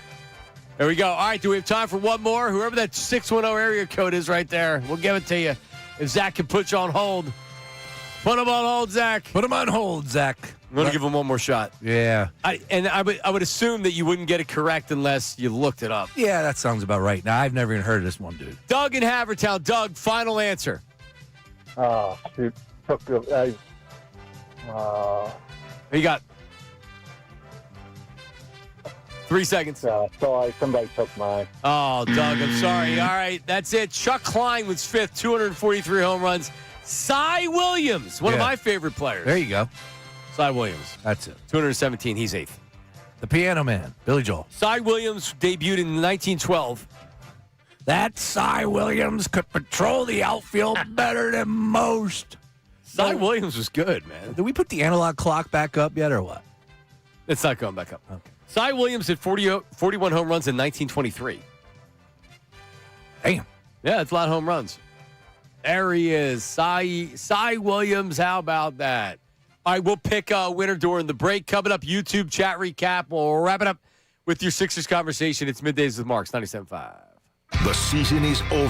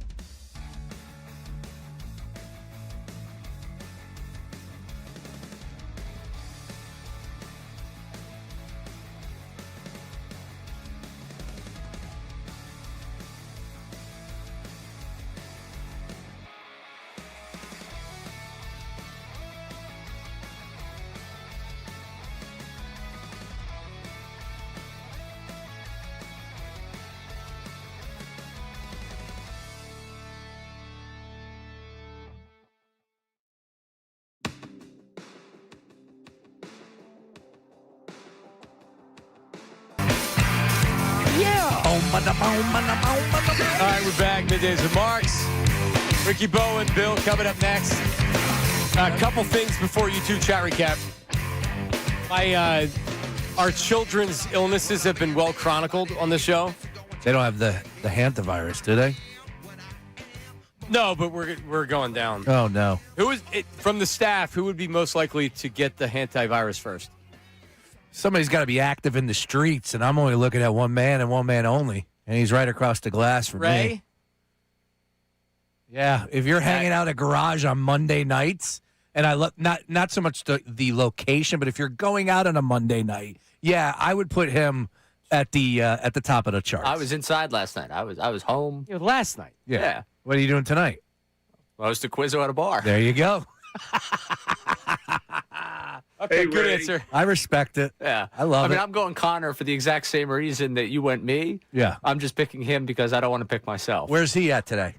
He's headed up to Boston. There you go. Yeah. You boys are on the move. Oh, yeah, that's a good point. He's traveling. What were they? Yes. They were the Smokey and the Bandit. Anyway. Yes. About 3:10 this morning, Ray. I'm asleep. I mean, sometimes I wake up when the kids. We still have I still have monitor on my 4-year-old. Okay. And I just hear my wife say, "I think she's throwing up." Oh no! So I am out of bed in a second. I don't need I am just boom. I'm in there. Okay. And and she looks like she's okay. She hasn't moved. She's laying down, and I'm like, "You okay?" And she says something to me, and then I look, and I'm like, "Oh no!" She had a pile of throw up on her chest. Oh my God! So I see it, and I'm like, all right. And now I'm like, it looks like it's all on her and not on the bed. Oh. So now I'm trying to pick her up without the throw up getting anywhere, and it wasn't watery. Do you know what it was? You know what she had for dinner last night, Ray? What would that be? Hot dogs. Ooh. Hey, Ray. With ketchup. So now I'm picking her up, and I get her off the bed without, it doesn't look like there's anything on the bed. And now I'm carrying her, and she's throwing up on me. Oh, my goodness. And I'm telling her, just throw up on me. So she's not only throwing up on my shoulder, it's now good. It's in my beard. She's throwing up on my face, down my neck, into my shirt. And I get her in the bathroom. I put her in the tub. And I'm trying to shake all the stuff off me. I'm trying to avoid getting it on the rugs and things like that I'll have to clean up. I've done this before. Jeez, dude. And surprisingly, nothing got on the bed. Nothing really got anywhere. So you know what I'm doing at 3:40 in the morning, Ray?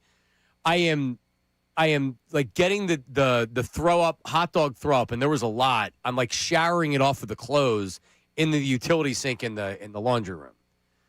And then I'm getting all that off, and then I'm throwing it in the washer. So yes, there was the hot dogs in my beard. Good grief. Am I wrong to think that everyone every day some meal at your house ends up in a kid throwing up? Been a while. It's been a while. I think the last time they were really sick was in Disney when I took the ambulance ride to the fake Disney hospital. It ended up. I'm still getting billed for it. Gonna have cost me $2,000 between everything.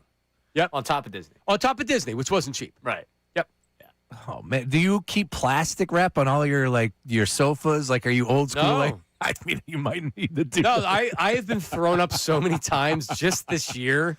Dude, and let me tell you, I saw my daughter throw up one time, and it lives with you. I'm a weakling when it comes to that sort of thing, but she filled a bag up, and I can vision it right now, and I'm like, and you're squeamish. It's it's the Exorcist, right? Well, Liz can't even see it. Yeah. Otherwise, she's gagging. That's how I am. I'm not like that, so I have to be the one that does everything, and. At least he didn't get into bed because there's nothing worse than 4 a.m. having to change everything, change the sheets and put the new sheets on, and then the stuffed animals that throw up on them, and then you have to throw it was very easy. Getting thrown up on is not actually the big deal; it's everything else that you have to deal with. So there you go, nice and warm. And you know the great thing with me, I was asleep 10 minutes later. You're a sicko. I'm just all right, good night. Yeah, that would keep me up. Right in her bed too. I was like, let me lay with her. We put a trash can next to her. I laid in her bed. I got changed. Yeah, I showered. Yeah, I wouldn't be able to sleep with someone sick. I'm tapping in, Kelly. Not gonna lie. Can you go back to bed if you're awakened like that? Awoken like that? Not Yeah, well. I was like, I'd take a walk to the garage and get some sleeping aid, if you know what I mean. I think you can still. I think you can still smell the throw up in my beard. Oh, come on! I showered. I showered. Disgusting, man. Just age. Kids are great. Ray, what do I tell you all the time? Have a big family, dude, and do it tomorrow. Yep. Kids are great. Yep. They're the best. My little Bella. And she's fine. And we get up and she's eating dry Fruit Loops and having apples. And I'm like, what happened? That's wild. Did she have a coughing fit and it just caused her to throw everything up? Yeah, that's wild. I don't know. Ugh. Anyway. Looks good on you. Yep. It was.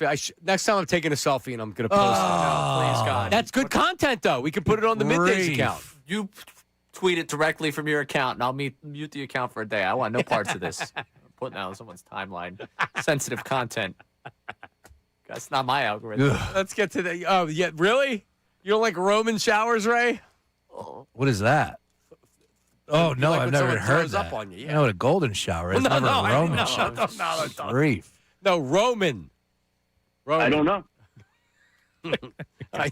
YouTube chat recap. It's time for the YouTube chat recap. How about filling us in? Let me tell you something else, man. Watch us live on YouTube every single weekday. I can't lie. Let me tell you something. It's the Middays with Marks YouTube chat recap. Beasley had enough of Mark's News at Noon song. They put him in timeout with the screen. Bayless from the YouTube chat. What happened? Saying that you're being punished, not being able to use your soundboard because of the News at Noon intro. Well, listen, I got a new one, all right? It's already written. I got one, too. Do you? Yep. I'm putting it together. I promise you. I'm putting it together. All right, for Monday. Done. All right, we need it. We made it ready for Monday to be used on Monday. Done. You'll Okay. love it, too. It's perfect. Time of season. Time Good. of year. Brendan Petrilli checks in and says he played baseball with Del Ennis's Yeah, and apparently Del Ennis, there's a Del Ennis bowling lanes in Rydell and Huntington Valley. I did not know that. Shout out to Moses Alone. Is that right? He's a hoophead 928. Yeah, that's what he said. It's on Twitter. It must be true. It makes it true. Is it Del Ennis's bowling lanes? Do you know who else is from Rydell? No. No? Bradley Cooper. Bradley Cooper. Correct. Not Riley Cooper. That's what I heard. I heard Bradley Cooper. I said, Rydell. Where's Rydell out? By Ridley? Like, I didn't think it was Huntington Valley. Oh, all right. But close. Oh, okay. All right. I know where you're at. Yep. All right, what's next? Yep. Brace's burner is the wedding singer, Kieran, from the YouTube chat. The wedding singer? Because you're a wedding DJ. Oh, well, no. Is that why they say that? I don't know. Yeah, sure. Looks good on you. Ray's burner is Red Rocket. Fran from the YouTube chat. How about that? By the way, The Fishtown Red Rocket. Brendan played baseball with Del Ennis's grandson. I went on a couple dates with Chuck Whitneric's granddaughter. No way. Yeah. Concrete Charlie's got Okay. All right. She was better looking than Concrete Charlie. I would imagine so. But kind of built like No, and I mean like a good, healthy figure.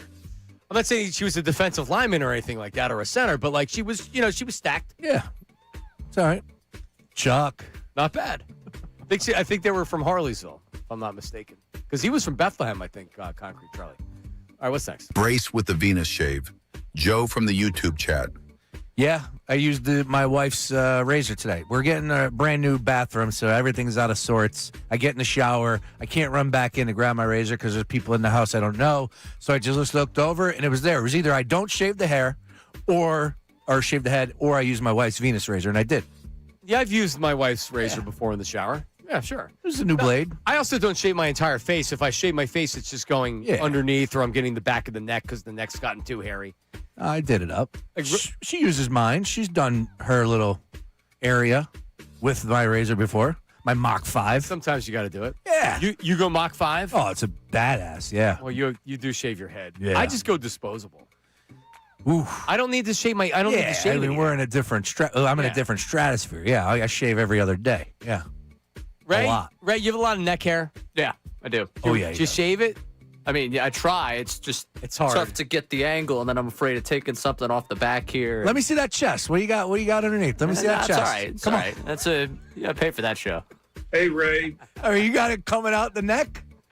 Are you hairy like that? I mean, I'm hairy like that for sure. Okay. Yeah. Do you trim up during the summertime? Yeah, I gotta keep it under control. You got to trim up for the women. Yeah, you have to. Yeah. Armpit hair. I mean, no. it's a little surprise, you know. So Do you shave your armpit hair?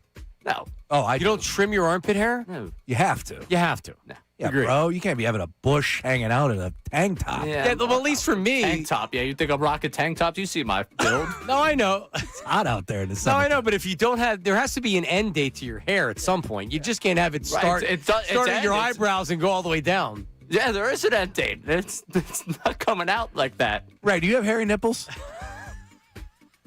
Is that a soundbite of Ray Dunn's 80-year-old Avalon trying to start up? Andrew Ellis from the YouTube chat. I called Ray this morning, and I was like, because I know he doesn't have Bluetooth, so I'm like, you okay to talk? So I don't want to, I was worried about him talking in the car. Like, you okay to talk? Yeah. And he's like, yeah, I'm good. I put it on speaker. So I'm like, okay. Oh, he's got that down to a science. Probably got the cup holder, puts it on the speaker. I got you. Remember the one time I had to drive down to do a show with MM, and I didn't have air conditioning in my car? Yeah, you're Ace Ventura. And I was sweating. I was drenched by the time I got to the remote. I was literally hanging out Was the that in the window. Maxima? Oh, yeah, it was the Or the Maxima. Ultima? Yeah, the Ultima. There it was. Yeah, that's what it was. All right. Couldn't afford a Maxima. All right, Morgenstern hair. I'm telling you, man, if you're losing your hair, you want to keep it. There's no other place to go because hair restoration is not just always surgery. There's topical treatments, medications, non-invasive options that actually work. And don't trust your hair to an algorithm. What you see on Instagram and Facebook, trust me, go to the experts. If you want to get a hair transplant like me, well, I wanted my hair back. If you want to keep your hair, if you're losing it, all stages of hair loss, Morgenstern Hair Restoration. They've been changing lives and hairlines for over 30 years, and they've expanded to 3 locations across Pennsylvania. Ballard, Kenwood, Wayne, Lancaster, Pennsylvania, all right there for you. Tell them I sent you. 610-831-HAIR, 610-831-HAIR, morgensternhair.com. We're back tomorrow. Bill and Ricky are coming up next. See you.